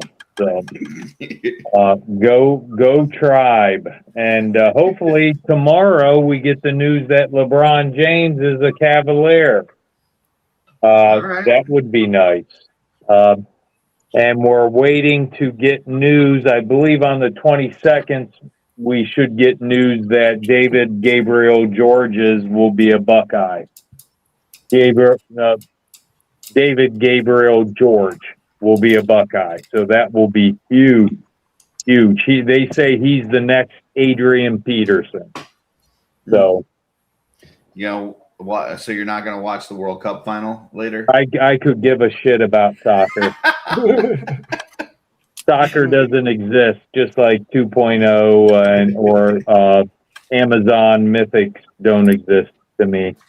Gotcha. Yeah. Yeah, soccer, no, thank you. Hockey doesn't even exist. Well, you have a good one, Mike. It was good seeing you. I will talk to you guys. Bye. Later. And then there were 4. So Is there anything different about these brushes than other than the different sizes that it feels like some of these are a little bit different. Nope. Just some different brushes in there, like the number 2, the angle brush. There's just some different brushes in there, but otherwise they're the same. I guess maybe it's just that the number 2 is like very the number 2 is very long. Yeah, but I like it. It's kind of like a combination of a liner and a round. Yeah, that was directly because of Eric Miller. So he said that he wanted a number 2 in there, so that got added because of him. Yeah, I mean I think that's a good call. A lot of us use that. Yeah, I met Eric for the first time and actually talked to him. He's a super nice guy. Oh yeah, Eric's awesome. Hey Eric, if you're still there.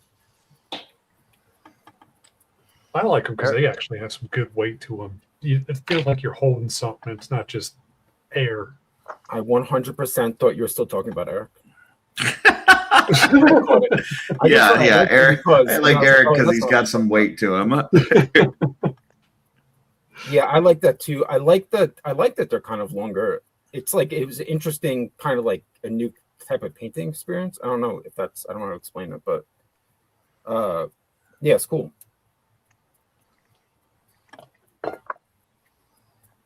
It's really helpful when like I've been having to do a lot of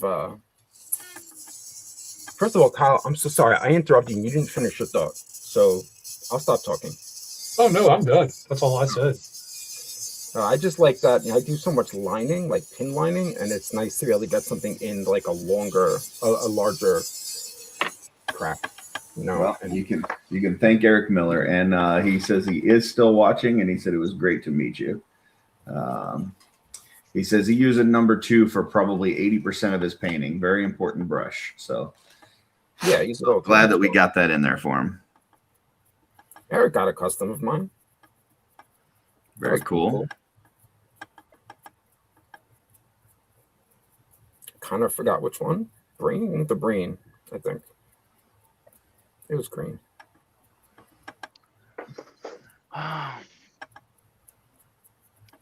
So with a prototype like I'm working on here, things don't fit, and we use a different resin that is not. It's a fast resin that prints up really quickly. Oh, yeah, Alan's here. Sorry, I didn't mean to interrupt you, Carlo, but I saw Alan backstage. Running with the Taco Bell. Hi, Alan. All right, go ahead, Carlo. No, I'm just saying it doesn't fit. I got bad seams and it doesn't fit. So unfortunately, I'm bringing this to show off. So I got to make it work. But when I cut this as a key to fit in, it fit in the computer, and the spot for it is right in here. But I'm not clearing this. So these are like the back and forth that I always have to do with the sculpts. But it's right there. But I'm afraid I'm going to crack the resin because it's more brittle than what I usually use. But it's way cheaper, and it cut like 5 hours off of each print. So it's like, oh, that's cool. That's a lot of hours. Want to keep using it. So, yeah. Let's sure. Let's Big and Alan see what we got. What he's got going on here. That's pretty crazy looking.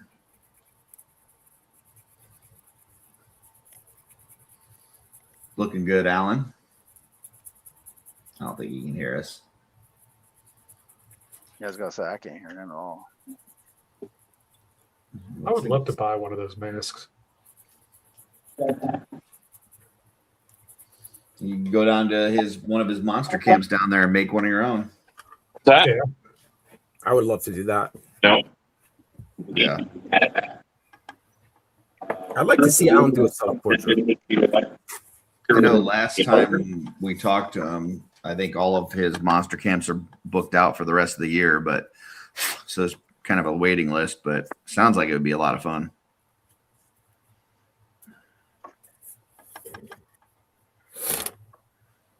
Sounds much better than the camp my daughter used to go to, which is theater camp. Yeah, yeah. Monster Camp sounds a little cooler than theater camp. So,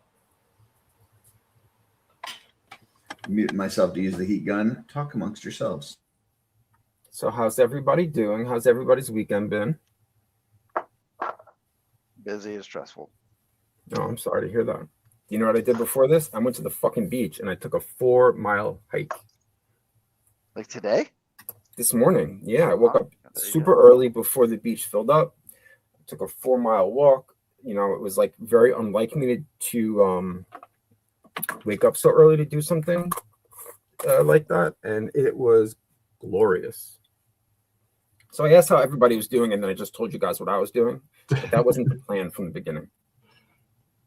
The best time to go for a hike is in the morning because one, nobody's awake, and two, it's very pleasant. Like the air condition or the air is just pleasant. Yeah, and you know the beach that I go to, the lot that I really there's one lot, like I go to Jones Beach in New York, and it's the most popular beach because it's a public beach. All the beaches, yeah, it's like if you live in a certain area, it's much cheaper, but Jones Beach is really for anybody. And one of them has a super, super quick walk to the actual water, and the rest have very long walks. And that lot fills up by 9 on a weekend. And I got there at like 8. There were no cars there. I got a great spot. There was nobody at the beach when I sat down. Just walked and let the water, you know, it sounds starting to sound ridiculous, but like just really nice walk in the water. The water's so much warmer this time of year. It was really fantastic. But I wanted to paint with you guys, so I came back.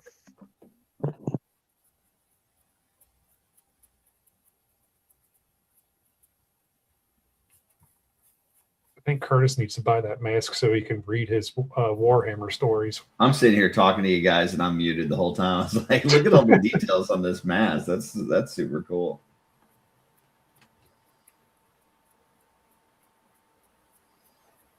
I have a feeling this thing's gonna get some hair on it, though. Yeah, I was muted as well, Chris. I was talking. Yeah, Alan's definitely gonna put some fur or something on this thing. There's no way that this stays hairless. Oh, He says, yeah. yeah, he's confirming that. Okay. It's a really serious look in his eye. Yeah. That's super cool. All right, guys, if you can look, wait, can you hear me? Yep. If you look at the Mythic Legions troll here, Okay. and here is the waist and knees Wow. and the foot. So she is as tall. You can't even see it. I got to pull it up front. Can you see the toe? That's from the waist down. Damn. She's taller than the Mythic Troll from the waist down. That's awesome. Crazy. Does she have a And name? then, not yet. I'm not like you, Jay. I don't got a bio yet. All right, listen, I just wasn't sure if there was like something they were working off of. I don't know. Yeah, I had her title Pirate Queen, Pirate Girl. She's Pirate something.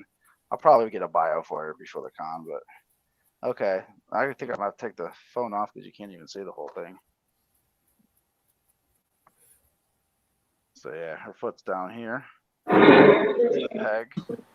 I still don't have the head printed up or finished modeling, so that's what I got to do later on tonight.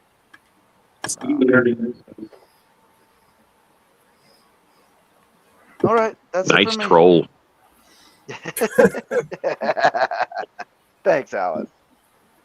Decapitated and footless, but he's been through some stuff. Alan likes his trolls decapitated because it means he can make a new head for it. It's true.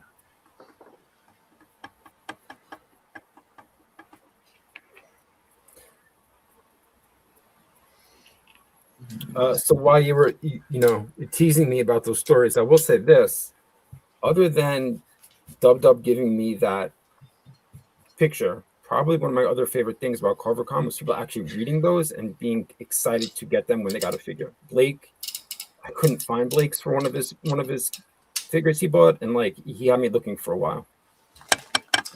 But that was awesome. Ooh, look at this one. That's cool.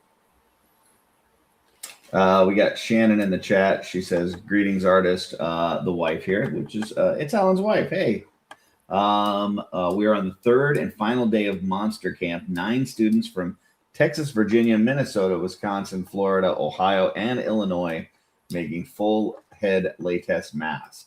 So, and Alan is now seeing that Shannon's typing. Alan, that's your wife. He can't hear me. If he could, he would say, "Hey, that's my wife." Ooh, look at that. It's like a Frankenstein's creature over there. Doing some airbrushing. That one back behind has got some creepy eyes. Looks like the stone creature from Neverending Story. I can see that. Yeah, Monster Camp does sound like the coolest thing ever. So Yeah.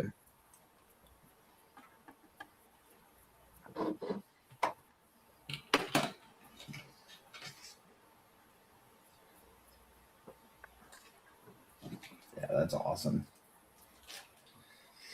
That is awesome. That would definitely be fun to do.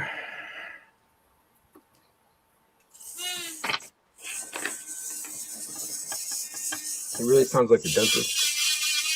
Considering me, I hate the dentist. I mean, it's basically the same tools the dentist uses. So yeah. Ugh.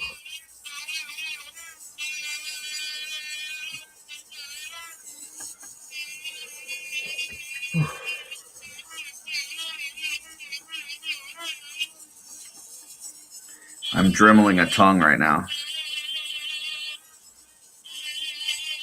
So it really is like the dentist. Yeah.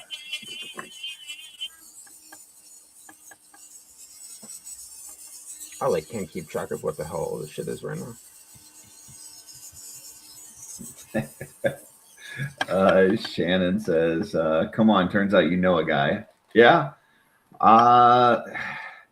Last I heard, you guys were booked out for the rest of the year, and it's not the. I mean, listen, I know it's definitely worth it, but it's not the cheapest thing in the world. So yeah, that's a Monster Camp. You got to be really committed to doing the monsters.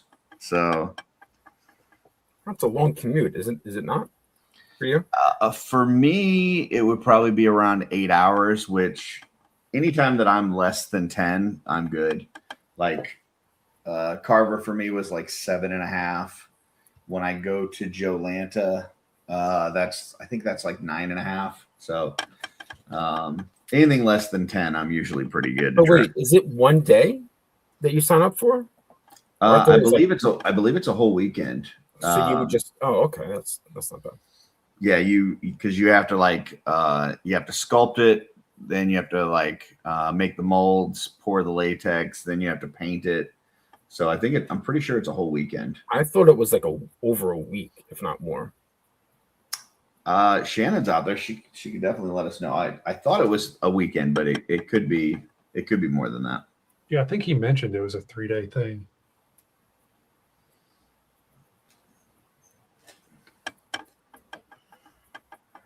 All right, back to my tongue. Yeah, Shane says it's 3 days. Let's see. Monster Camp is 3 days. We provided everything you need, your materials, all your food. Oh, food's nice. We get you a discount at the hotel, and we will shuttle you to and from each day. Oh, that's not bad. All expenses included. That's not too bad then. Twizzler said I drove 12.5 hours to Carver Con. Don't regret it, but next year I'll try to fly. Yeah. Like Legion's Con's 14.5 hours for me on paper. That one's a little bit more rough. Not getting there, I'm on adrenaline high. So getting to Legion's Con is not a bad. Getting back from Legion's Con sucks. Dude, leaving Carver Con and driving was like the first time like I've had to do a long drive like that. And I was the first person to drive because I had not driven up because I had not gone to sleep the night before.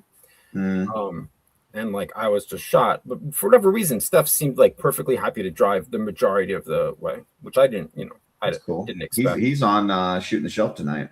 Is he? Yeah. Oh, nice. Alan's doing some dry brushing. Man, he is love that guy so much. I Looks really like do. looks like Alan's working on something from the movie Congo.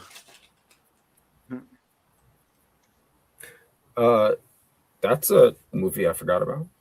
Yeah. I'm gonna say this about Steph, right? Yeah. Towards the very, very end of the con, I finally got over to his table. And I don't remember what the hell. I think I tried, just went to say hi. Oh, he came over to me. I don't know. It doesn't matter when. And he's like, he had been watching me the entire. He's like, you did an amazing job. And I was like, what do you mean? And he's like, you were sitting there talking to people like a pro. And I was like, what? And he'd just been watching me and observing me at my first table to give me like pointers or like positive feedback. And it was so unexpected and nice. It was like having a weird older brother for a moment, like a conventional older brother. And like, that's the type of guy he is. Yeah. Steph's like the greatest. And I've known him for a short period of time, but like, you know, he's gotten close. He's such a good guy. Really like Super creative, super nice. So, Yeah. Shannon says Alan is making the Sabine thing, a Texas Bigfoot variation. Interesting. Okay. So not Sabine Run. I guess not. So interesting. Oh, there it is. Fucking right in front of my face. Hey Jay, that thing you're looking for is right in front of your face. Dude, man, I've been looking for the large dry brush because I've been using the medium dry brush this whole time, and it needed to be washed because I felt like, you know, it's gonna. It's a lot. It's like I've been, you know, abusing it. So then I couldn't find the larger one, so I've been using the tiny one. Yeah, it was not the right size for the job.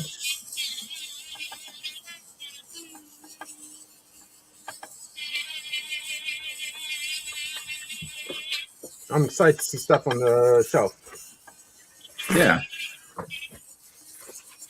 It'll be good. I think it's him and Schmerber, if I remember right. We wanted to get a couple vendors that we didn't talk to beforehand for after GarberCon. Cool. You remember you promised Eric Bryson you'd have him on all by himself. Yeah, that's true. His stuff was awesome, man. I got some of his pieces. Talk about cheap things. He sold me an unfinished Dio piece for like $20 that broke up into like 3 or 4 sections. And I was able to get my minecart rolling underneath of it at the table, like at the con. So it was like a huge, like all these pieces I wanted to do for the minecart thing. People had the pieces there. So I picked up a piece off of Eugene, Dr. Grimm. He did some of Jason's pillars. So I grabbed some of Jason's pillars. And my daughter was able to like set up like her own little track thing. I think having the kids there playing with it, and if Eric's still in the chat there, his kids and my kids were just playing with that whole first night of setup for like the 2 hours, and I was like, okay, this still appeals to kids, so that's cool. And then a bunch of the people had their kids come up, so it definitely had a play aspect to it. But yeah, that was one of my highlights from the con, just watching the kids play with this stuff. And that's pretty cool. And then some grown-ups did. I always offer the grown-ups to push it. And they're like, oh, no. I'm like, okay. But if you really want to, come back over. It was towards the end that I went back to your table like a second time. And like, I was looking at stuff that looked really cool. And I wanted to get it. I don't know what happened. But I saw that there were some kids hold on. I think were not your kids, and your wife were like setting up. We got some people showing off masks here. Hold on, look at this. Yeah. My goodness. Yeah, those are some really awesome masks. Oh, look at that. We got a bug That's one. nasty. Oh, I Look love at that. That's super cool. Oh. Whoa. Yeah. That's a chin right there.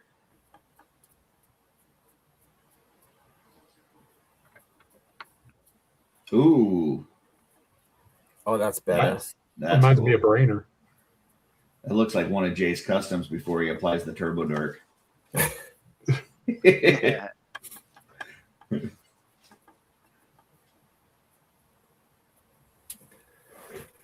Oh, the screen is too late. Oh, nice. Whoa. What's he doing with the fan? Oh, look at that. That is sick. That is awesome. Yeah. Oh, it's all melted.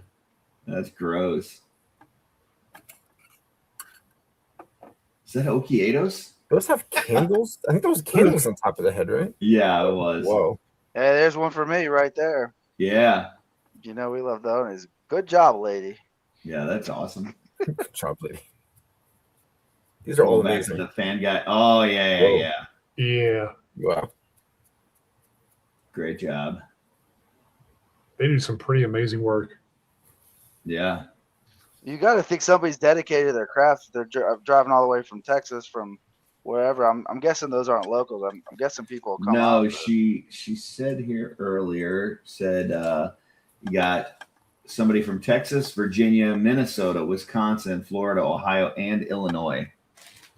So yeah, so they're from all over. I really like that bug one. I think the bug one's my favorite. I like the melted candle face. I also like Yeah, the that bug was one. cool too. That one's also That's awesome. nice. Yeah, he's like, "What are you doing? Why are you showing my thing?" I don't want these people seeing this. They're stealing my ideas. That's super cool. All right, so we got one for insect, one for drippy wax face. What about you guys? I'm Kyle? doing that. I'm going for the insect. That thing is awesome. All right, we got 2 insect, we got 1 Oni, and 1 drippy wax face. So I think insect wins. Let's see if the chat has anything to say, but yeah, very cool. I would really like to see Alan make a self-portrait. As Bigfoot. Yeah.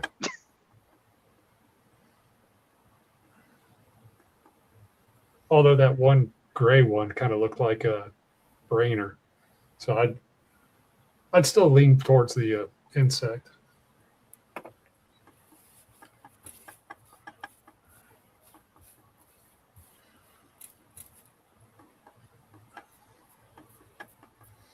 Yeah, Alan's massive cool too.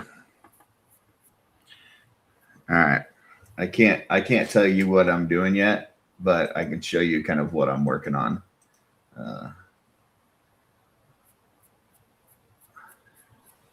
Oh, whoa. Nice. Yeah, That's a So- mud thump head, right? it's a mud thump head with a Jersey Devil tongue. So I just got to get it further inside his head. Oh, so do you still need a Jersey Devil head?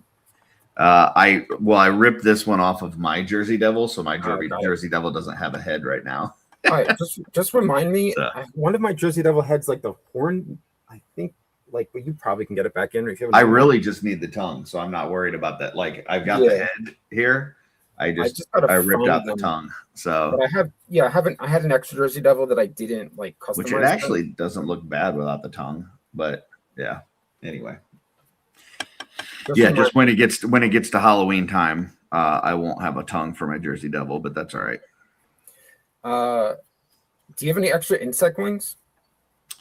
I think I sent you the only set that I had. All right, well, I appreciate that. I can look again, but I don't think Well, so. I mean, that was unprompted, so it was a very nice surprise. Get this down a little bit. Is Dirk still shipping? Dirk is still shipping, right? He's not like away. No, I think he's still got everything rolling. The website's up, so I figured. I thought that somebody had said like he was like not around, or I don't know. He was this past weekend. He was out. He was doing. For CarverCon, he was on duty or whatever with the Navy. Yeah, but he's I not. thought- Yeah. I thought it was like a long-term thing. I don't know No. who told me, so I wasn't sure. But yeah, I got to get some of those bug heads because yeah, that's it. I need to get some of those bug heads. Coolio.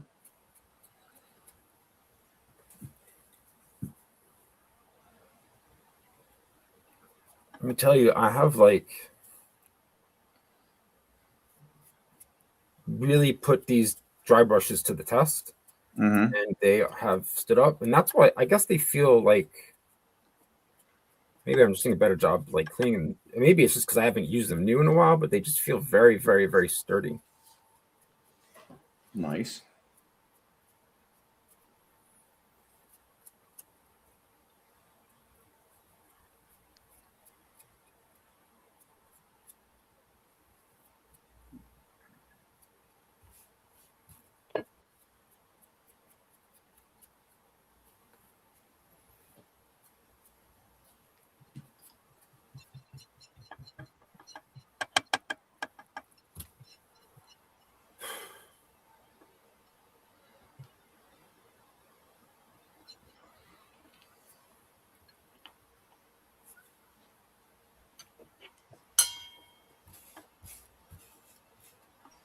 So I used this what is it? It was the one I was talking about last week. I should know what I'm talking about before I start talking. This burnt red pro acryl, and I dry brush it on like 2 or 3 layers. I don't see any stroke lines with it, which is Nice. really, really impressive. So I don't know how we feel about the pro acryl line, but I like it. this one seems sweet. I like it. It's a little bit thinner than I normally like, but it's not as thin as like Vallejo. Yeah. But yeah, I like it. It's one of those that I think it works well enough on a dry palette, but it also works nicely on a wet palette. So I wish their colors were a little bit, I don't know, diverse. Their colors are, it's a very like darker palette, I think, than like they don't have as many bright colors. I love their primer, like their airbrush primer, the black primer. It's great. Mhm. I've heard good things. I mean, I don't know that I'll ever switch from Citadel, but I've heard good things. I don't use, I mean, I think Citadel is great for acrylics. It doesn't work very well for TurboDork. It just takes more layers. So that's the only reason I don't use it. I use it, that was like my to-go brand for a long time. For the primer? Yeah. Like if I'm going to use TurboDork through the airbrush, it just takes more layers to even see the color. And sometimes it takes a lot of layers to begin with. So like a darker color is kind of more of an issue.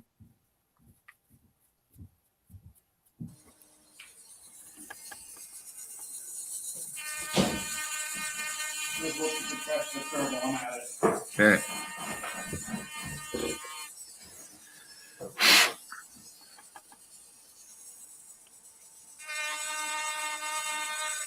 I had to Dremel out this goblin's front teeth to make room for the tongue.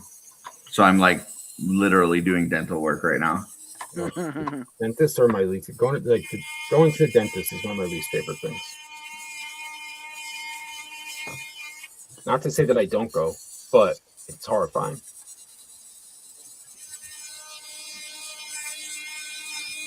I thought maybe somebody would weigh in on that, agreeing with me, but now I just feel like a baby. No, the rest of us, we all love going to the dentist. It's our favorite thing. Just fuck you, Curtis. Especially like when they stick all them needles into my gums. Oh God, that's the worst. I hate the needle. I would almost rather go without any sort of pain, numbing, to not have the needle. Oh, look at that! Look at Alan applying the hair. Whoa! I think the worst thing, so easy. The worst thing is getting your teeth pulled and actually hearing your teeth crack. Oh, that's not good. That sounds terrible.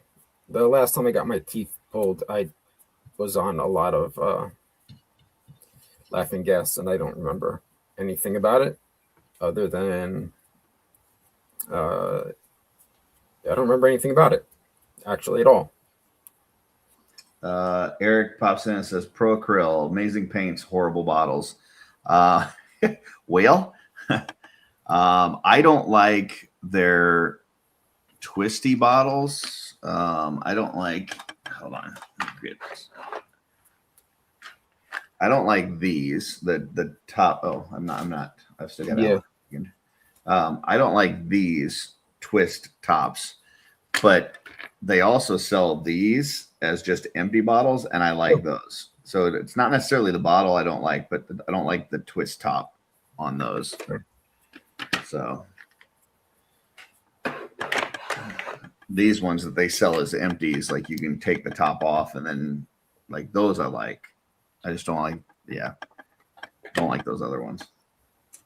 I'm gonna go back to Alan because I think this is interesting how he's doing this.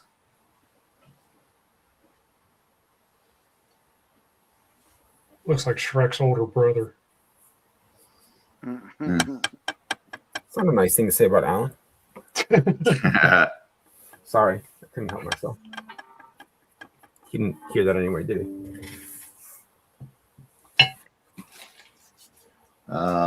Eric says the top is what I mean. They're the worst of the paint brands. I mean, Citadel doesn't have a dropper at all. The Citadel ones are, in my opinion, the worst. Their pots are fucking terrible, but I love their paint. But oh, he's getting a beard too. Look at that. This guy's gonna be all hairy. Maybe it is a self-portrait.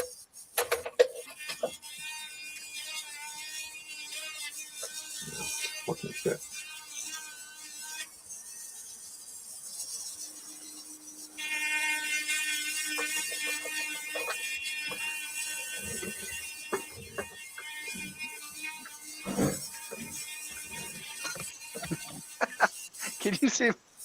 Can you see my paint tray?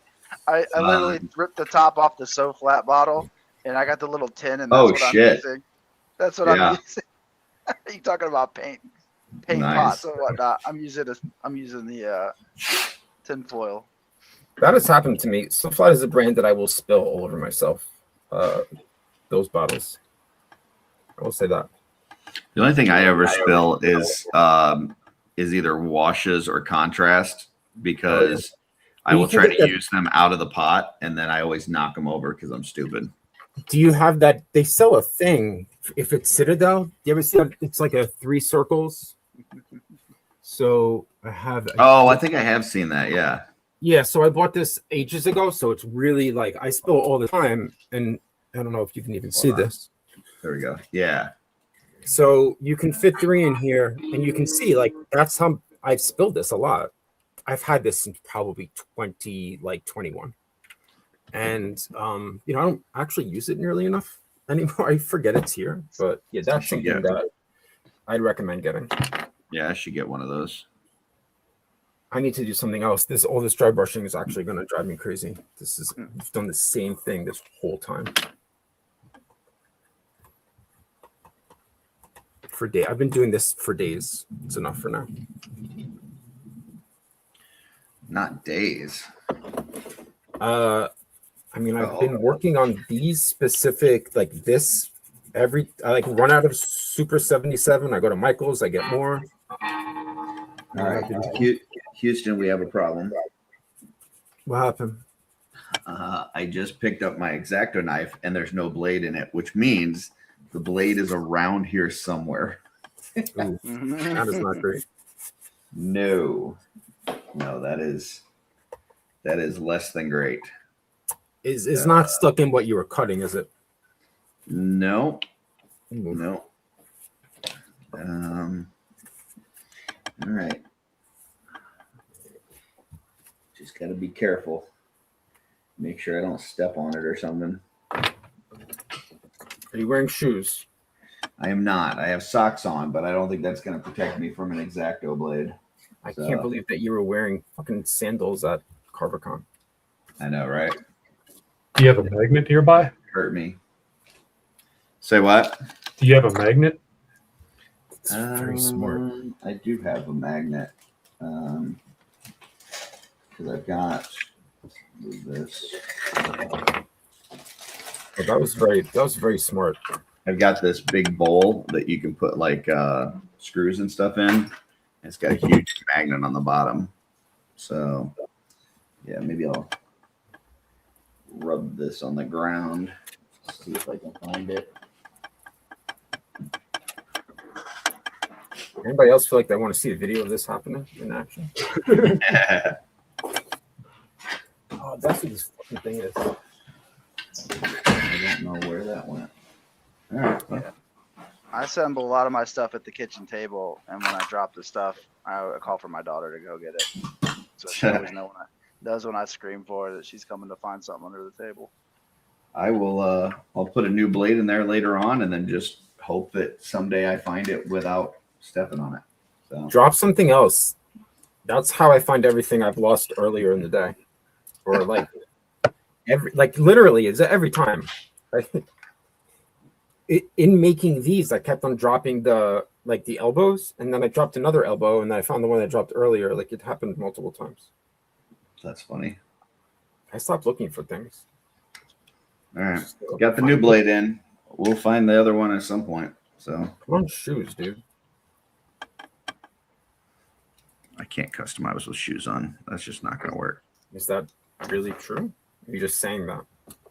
I've never tried it, but I can't imagine that would be comfortable. What? Customizing with shoes on? No. You customize with shoes on? I mean, I just can't tell if you're full of shit or not. I don't see the Do you difference. customize with shoes on? I don't wear shoes. No, I mean, because I don't have shoes that I would get paint on. Okay. But I will wear like inside the house slippers. Like indoor outdoor slippers. I wear those like an old fucking man. Hmm. That's because my feet get cold. How about the rest of you guys? What do you put on your feet when you're customizing? I drop Socks. X-Acto blades on my bare toes at least Ooh, once Jesus Christ. once a month. Oh, that sounds like fun. Yeah. Don't try to catch it, because then it gets you in your hand. You just gotta let it go. Be quick with that foot. Move it out of the way. Yeah, I'm usually, but we don't wear shoes in the house, so I'm guessing if I was customizing outside in the garage, then I'd have my shoes on. That might be a studio at some point in time.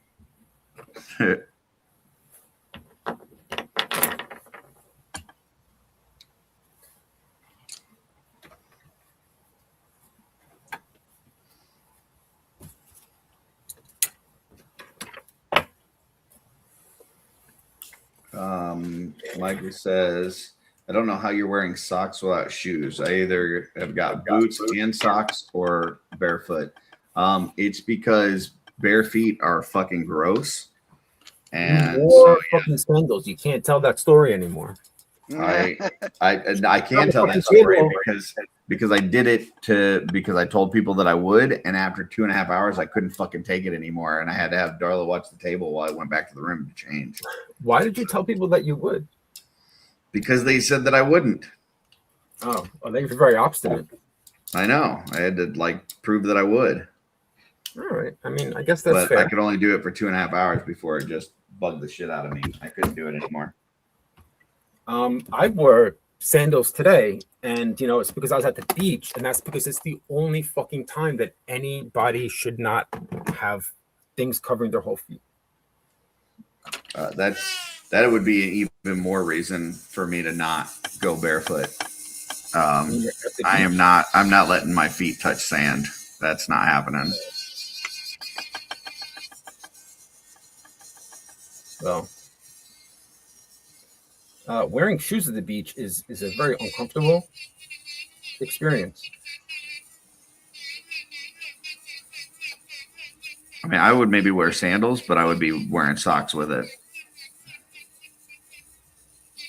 That's just gonna have really hot feet in the summer.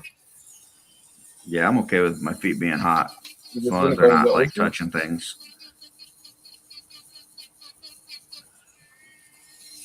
Have you been to the beach? Been to a beach? Yes. And did you go in the ocean?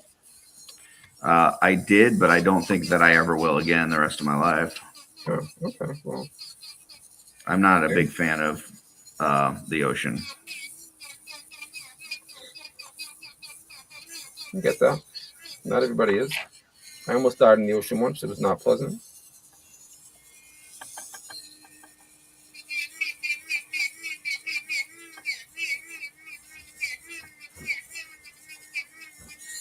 To me, the ocean is the most scary place on the planet. Yeah, no, I get it. Totally get it. I just don't really get scared unless I'm out.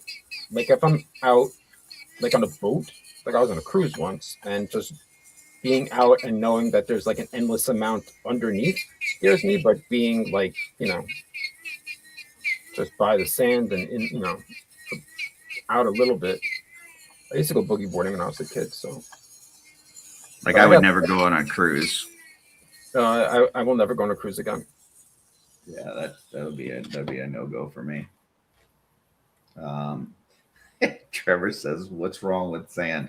It's so coarse." Trevor. You don't walk on sandpaper? He's trying to get a fucking Star Wars quote out of me. Oh, fucking Trevor. That went over my head. It's Anakin, and he's talking about how he doesn't like sand. It gets everywhere. It's so coarse.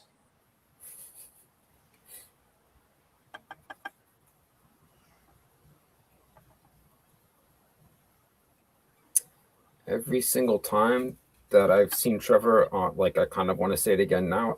Trevor getting really upset about the Smiths being on the way back from Legion's Con was like the funniest thing in the world to me.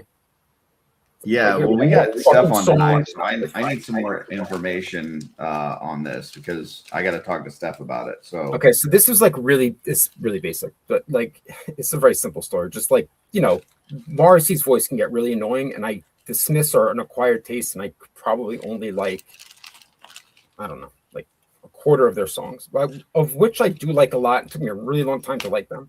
Morrissey's his voice is super fucking annoying, but like whatever happened, the algorithm, they just kept coming on in a row on the way back. I guess the song that had come on at that point was the one song I really liked by them, Cemetery Gates.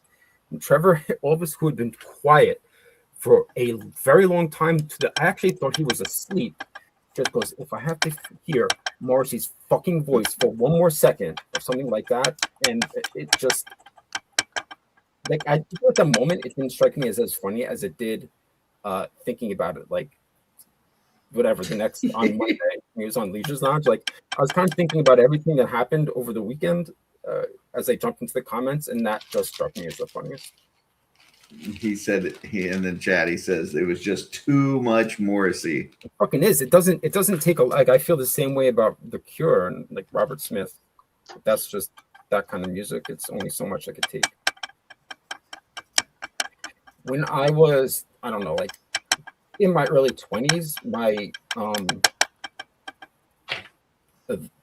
girlfriend at the time was also the woman I married, and my closest friend were so fucking into the Smiths, and I was around both of them all the time, and it was all that was on was the Smiths and just like other shit from the 80s, like that I still can't stand. Like if they like, just there's a lot of that shit, and it was always on, and it's drove me crazy. Like fucking Yaz.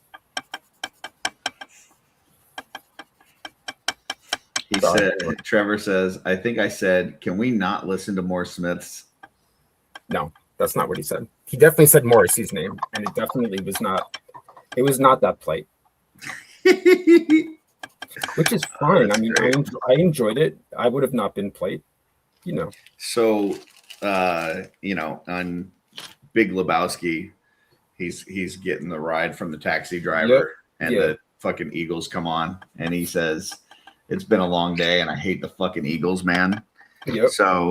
So when Darla and I are traveling, like we were just a little bit ago to CarverCon, I've got a soft rock playlist on my Spotify, and it must have, I don't know, 10 different Eagles songs on it. And every single fucking time one of them plays, one of us turns to the other and says, "It's been a long fucking day, and I hate the fucking Eagles, man." I hate the fucking Eagles for real. So that the first time I saw that movie, which like, and I love that movie and I love the Coen Brothers, I laughed so hard. But then we proceed to sing the songs. So I mean, I don't know that I can really. so we don't really hate the Eagles, but we love that quote. That movie's fantastic. Oh, dude, that is so gonna work. Oh, this is tedious too. Why is everything I'm doing tedious, guys? I'm gonna have to do some. I had to Dremel it to get it to work, and so I'm gonna have to do some painting. But Holy shit! that is gonna work. Is that Yeah. That's not Mama Mud Thump? That's just one of the regular. No, this is Billy. Billy. This is Billy. Billy is the one that is into music. He's a mullet. He's got the mullet. Yes. He's in. I didn't know that they had like specific characters. Each of them. Yeah. That's the whole thing that was awesome about God's Fire was that they all had stories, and See, so you would read the stories, and then you would like want to make those characters. I didn't know. I don't know where to find that, I guess. And I came in kind of late. GodsFireSeries.com. Okay. There you go. I've used a number of heads from that series. I didn't know that there was an established character. Mm-hmm. Yep, the whole family has bios, and what's great about that GodsFireSeries.com is that you don't even have to read it. Emil reads it to you. There's an audio version of the bios. I'm gonna have to do something like that for my bios so people actually read them. Listen, Jay. Because you know the what? My cow favorite bio- moment. I'm sorry. What? Go The ahead. cow bio was great, by the way. The what bio? The cow. Oh, thank you. That was an ADD cow. Dude, Boy. that was great. I gotta do. My favorite moment, like of the past. One of my favorite moments of the past month was Jesse was finally having one like explained on a show, and Jesse dying of laughter. Yeah, That should be a segment. It on was Shooting that Shell. it was that snake lady, wasn't it? Yeah, Ophelia, crushed gently. Yes, he loved that name. Who's an exotic court dancer, and then retired and became a marriage counselor. Yeah, he was cracking up. That made me so happy. I think if you have a day when you don't have any guests booked, I will come on, and then you should read the stories live with a picture, and I'm volunteering myself to do this. Without knowing what the story is going to be, and that would be very entertaining for me, and probably really not is. anyone else. It'll be entertaining for Jesse, I guarantee it. That made me so happy. I wanted to show him the other ones that were really funny, because not all of them were funny. The cow, I was very proud of though. What was the name of it again? Maximum Overdrive, Yeah. which is the name is because we were talking about the movie Maximum Overdrive Okay. Yeah. really randomly on the ride there or back from Legion's Con. It's like a super shitty adaptation of the story Trucks by Stephen King with Emilio Estevez. I don't know if anybody's ever seen that. Oh, I think we've seen it. It's like it's so good, so bad, so good.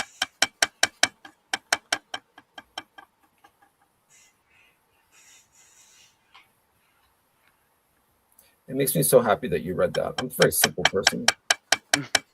You got forklifts. Got involved with the forklifts. The fucking. I'm trying to remember it. I just fucking posted it the other day, but I wrote it a while ago. The fact that you explain how you come up with those at CarverCon to me, and then reading it, I could totally just get in your head. I just so don't spend time there.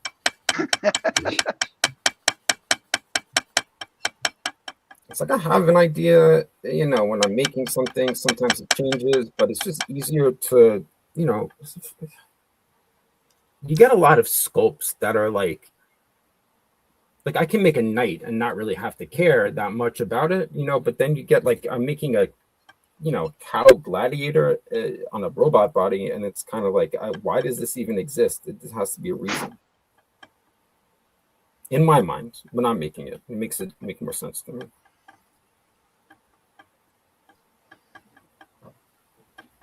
I legitimately put as much work and sometimes more work into coming up with those stories. So I'm just talking about my shit too much. I didn't mean to. Well, you know, you asked me earlier if my character had a name. So the funny thing is, I had this big story about Red Riding Hood, Oh, and you explained that. Yeah, that's right. yeah, and then I found that they did that. So my goal with that story was to be comic book slash, you know, just characters in general. But she could, in the story, in fact, move on to the high seas. So There after you go. she slays some werewolves and vampires, she can go on to some fish people, mermaids, or whatever she is. So the goal was she was going to be the original, and like the original Slayer, like, you know, Buffy or whatever, but not Buffy, but, you know, I got it. a femme fatale or whatever. So it could still be in theory Red Riding Hood, but yeah, I don't really have a whole lot for it yet since I've had to. But you didn't want to do it because pivot. Sideshow already did a Red Riding Hood. Is that what you had said? Yeah, they already did one, and it's for sale by the guy up there at the Oh. con. So I was like, yeah, I'm not gonna step on any toes.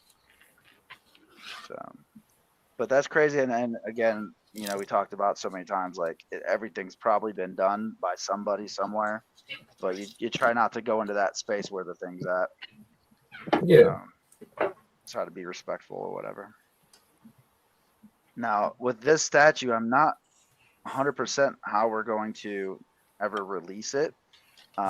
If you ask me, it came off the FDM pretty stinking good, and that's not with the lowest layer height or nozzle. So it's possible that we'll do like resin or plastic statues of this, but a lot of the people in that community are going to be like they have Patreons, or they put them on a thing called Gumroad, where people just download the SDL files and put Yeah. them up. So we might make it available, like maybe do a Patreon where we'll have our statues here and there. And really, That's all cool. the statues are going to be are, you know, put together versions of Legion's, you know, compatible parts. So like this boot that I'm doing now, this will be one of our Legion's compatible parts, and the corset, the torso, and all that. I'm gonna eventually make, you know, sets for these down the way, but you know, when we sculpt, we try to figure out how many different things we can use, you know, the 3D file for. We've even like mentioned doing video game things. I have turned that, you know, I know you don't like the clowns, Jay, but we did a clown for Legion's Con one year. I turned that into a Fortnite character. Oh, cool. And we put it in. Fortnite has like a game maker engine, but that project, like many of my projects, got put to the back burner when con season starts. So feels like this year I'm in a constant con season.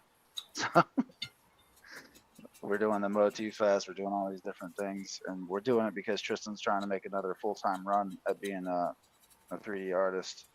So It's awesome though. you know, I look, you know, a lot of people don't have their stuff together in their 20s, but I always looked at my 20s as like, I'm gonna try as many things as I can and see if any of those things take off. And then, you know, Throw I hit shit at the 30. wall, see what sticks. Yeah, when I hit my 30s, I became a truck driver. So as far as I'm concerned, you can fail as many times as you need, even, you know, up into your 40s, 50s, and 60s.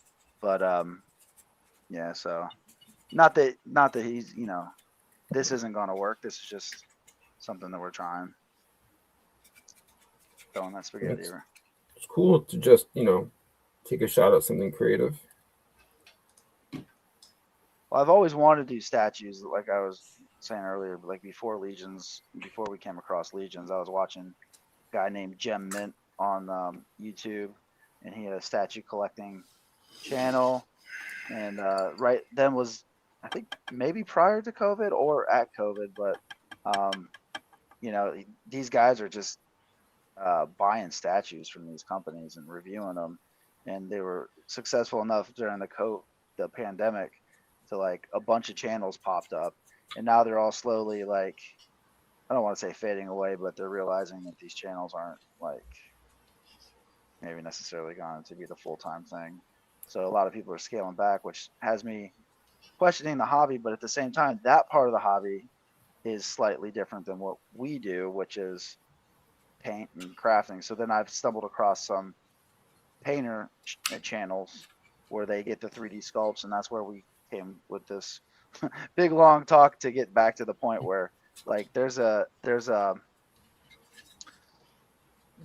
audience for 3D printed sculpts and painting and 3D printers and all that. You know, people can. I mean, a lot of people have the Bamboo Lab printer now. So like, if I can make this thing compatible with Bamboo Lab, a lot of people can print it up super easy. And then Yeah, I have two 3D printed statues that I was supposed to do them with my daughter. I'm waiting for her to like want to finish them. But it's a Kitty Pryde and a like a Rogue turning into Mystique. So I guess it's Mystique turning into Rogue.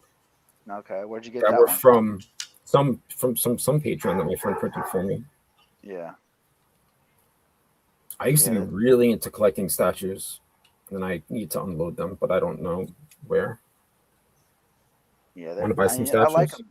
I like them. Yeah, the unlicensed. That's the thing. So like at StatueCon, that's why we're going with it, a generic Pirate Girl, Yeah, because I don't want it to be licensed. And they said big thing, you know.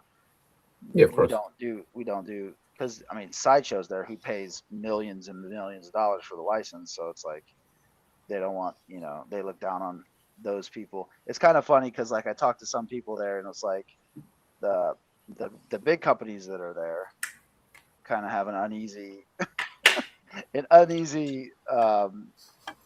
conversation with the custom painters, because all they do is unlicensed, you know, on their channel and all that stuff. And from what I understand, like Disney could shut down all of that if they sent lawyers out, you know what I mean? But they Yeah. don't, because it's still kind of marketing for their stuff. If you look at it, like Savage Land Rogue and Wolverine and Batman and Joker, that's what the people want. So like if you're doing a Pirate Girl that nobody has a connection to, you're not going to get as many, you know, views off of it and whatnot. But then they also need to keep that in the public conscience, you know, by having the Kitty Pryde statues and the Mystique statues, so people are like, oh yeah. Yeah, I don't know. Like, I have no idea where he got that stuff. I think he was using whatever Patreon he was part of. He had actually been using. My friend Jason had been using it to like try to see if he can get heads and stuff to turn into like parts when he was doing mostly GI Joe 3D printing. Mm-hmm. But yeah, I mean, I don't It's know, fun. like if statues. I don't know. I have a ton of statues that, in theory, should be worth a ton of money. I don't know if the resale market is what it used to be or not. Now, are they legitimate, like Sideshow, or like if they It's come not in statues? Sideshow, but it's like the one with the K, Kuba Yada or whatever. Kotobukiya. Yeah, that's way more syllables than I expected it to be. Yeah, I have a few. Kotobukiya used to do a series, Danger Room statues, and those are old and really hard to find. And I have the Rogue and the Storm, and I think one of those is particularly difficult to find. And I have a lot of the Marvel, so like the Diamond Select ones that Gentle Giant did, Yeah. that are like beautiful. Like they did like a Cable, Domino, Deadpool that you put them all three of them together, and they're awesome, and that's worth like a lot of money. And then it's just stuff like it's all Marvel stuff. I don't know if I get rid of all of it, but it's large, and I don't, you know, it's a lot of space. Yeah, I think you get your one or two characters you like, and you can find a spot for two big statues. But like I've looked at some of these guys' statue rooms, and they end up doing life size, you know, pooping busts of the Predator. That's as crazy. Curtis likes to say. But yeah, they have a Predator bust just sitting on the shelf next to a Terminator bust next to all these. Oh, you It's said like- bust, but I thought it was like you life size. Yeah, the busts are crazy. The 1/1 scale busts are insane. They're enormous. Yeah, but they're Yeah. pooping. Yeah, that's right. Sitting on your couch Just- next to the Predator pooping. Yep. Just even like the ones like Diamond makes, the ones that are just up to like the upper chest. They're so large. Oh, look at this! Look at this thing that Alan did. Look at that. It's crazy that all that hair is there Wow. now. That's great. Yeah, that's pretty crazy. Yeah.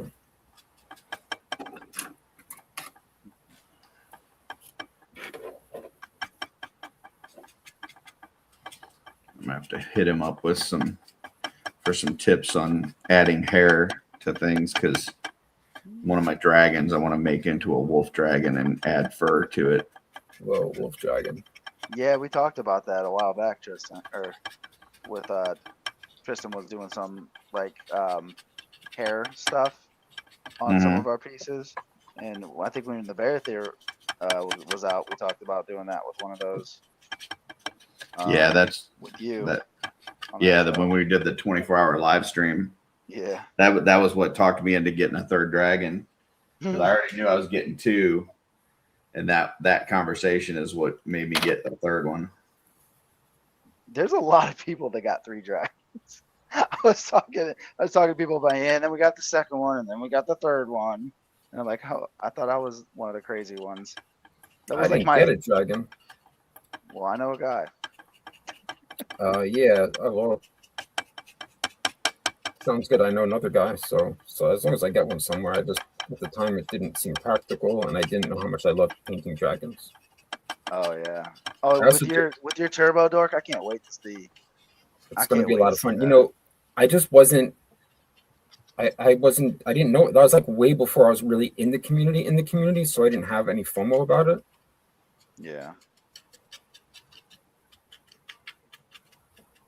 But yeah, I mean,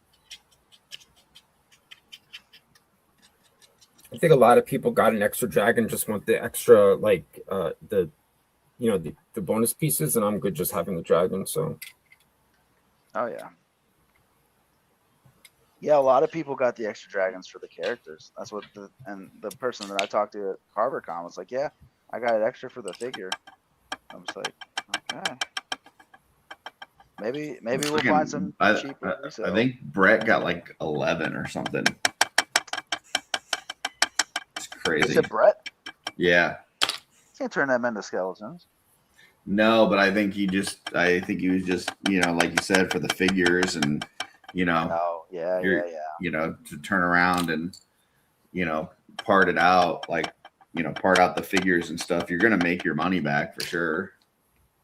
So Yeah, for sure. I think it was a little bit of speculating on his part, but I don't think it's a very unsafe speculation. yeah, I think I'm at a pretty good stopping point. So gonna give it another couple minutes here to wrap some stuff up, and then we'll start seeing where everybody's at.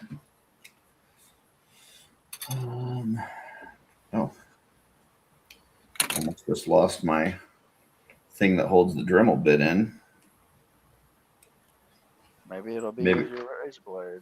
Yeah, if I would have let it drop all the way, I might have found the razor blade. yeah. See, I'm also starving. I gotta get something to eat after this.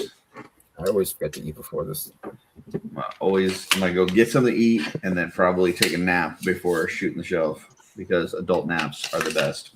Sunday naps are the best for sure. It's the best afternoon nap. I Yeah. almost always just eat and then go back to painting until I remember it usually to watching the shelf, and then I'm usually painting it. Once I start painting on a Sunday, I just keep going It's because you're an overachiever, though. because everything's set up and I don't know. Yeah, Jay That's said he just took 'cause a I'm an break overachiever. after Yeah. HarborCon for a second, but he posted like 5 customs every day since Me? No, man. I didn't post anything last week except for stuff I posted 2 things and they were already done. Oh, okay. And just All there's right. a video of my daughter. Yeah, I I didn't really paint at all until a couple of days ago. Get some of this paint off my fingers before I start holding things up and fucking transferring paint on them.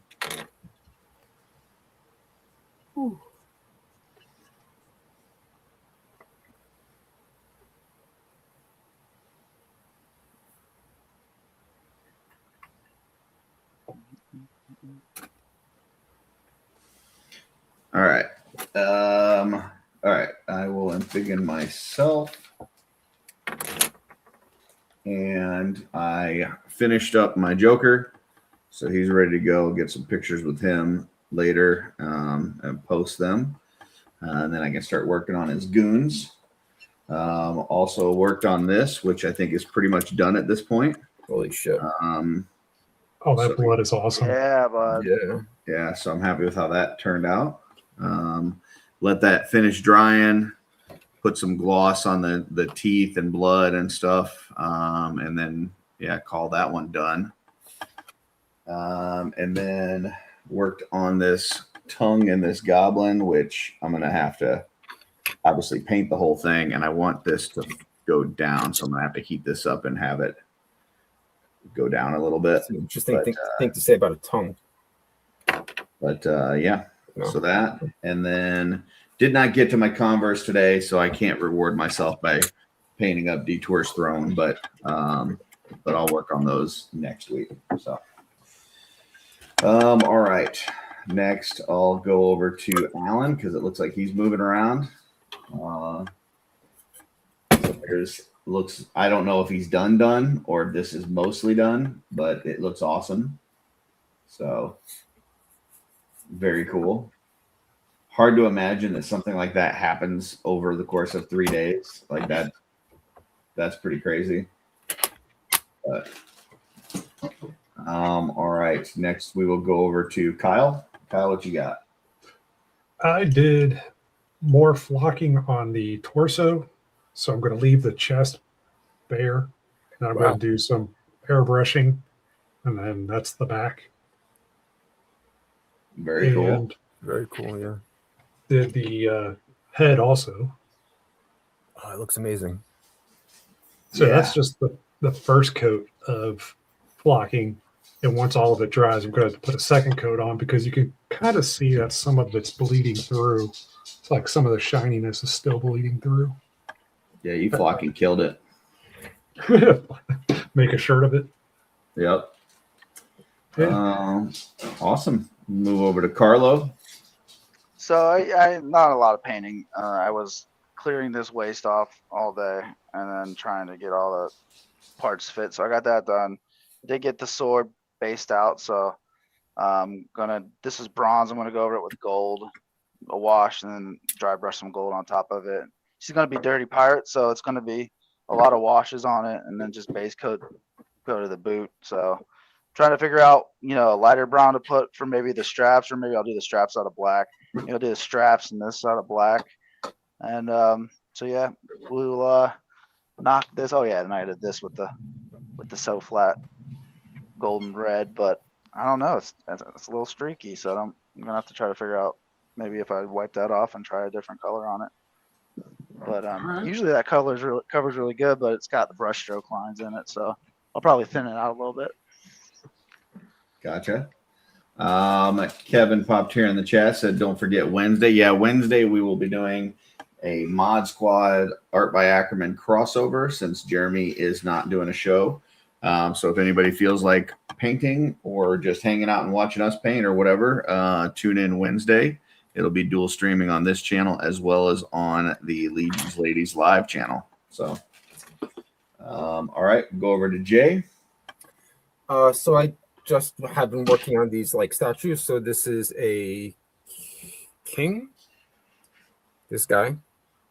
I don't know the other Polginus, but I'm like slowly putting them together. This is a skeleton.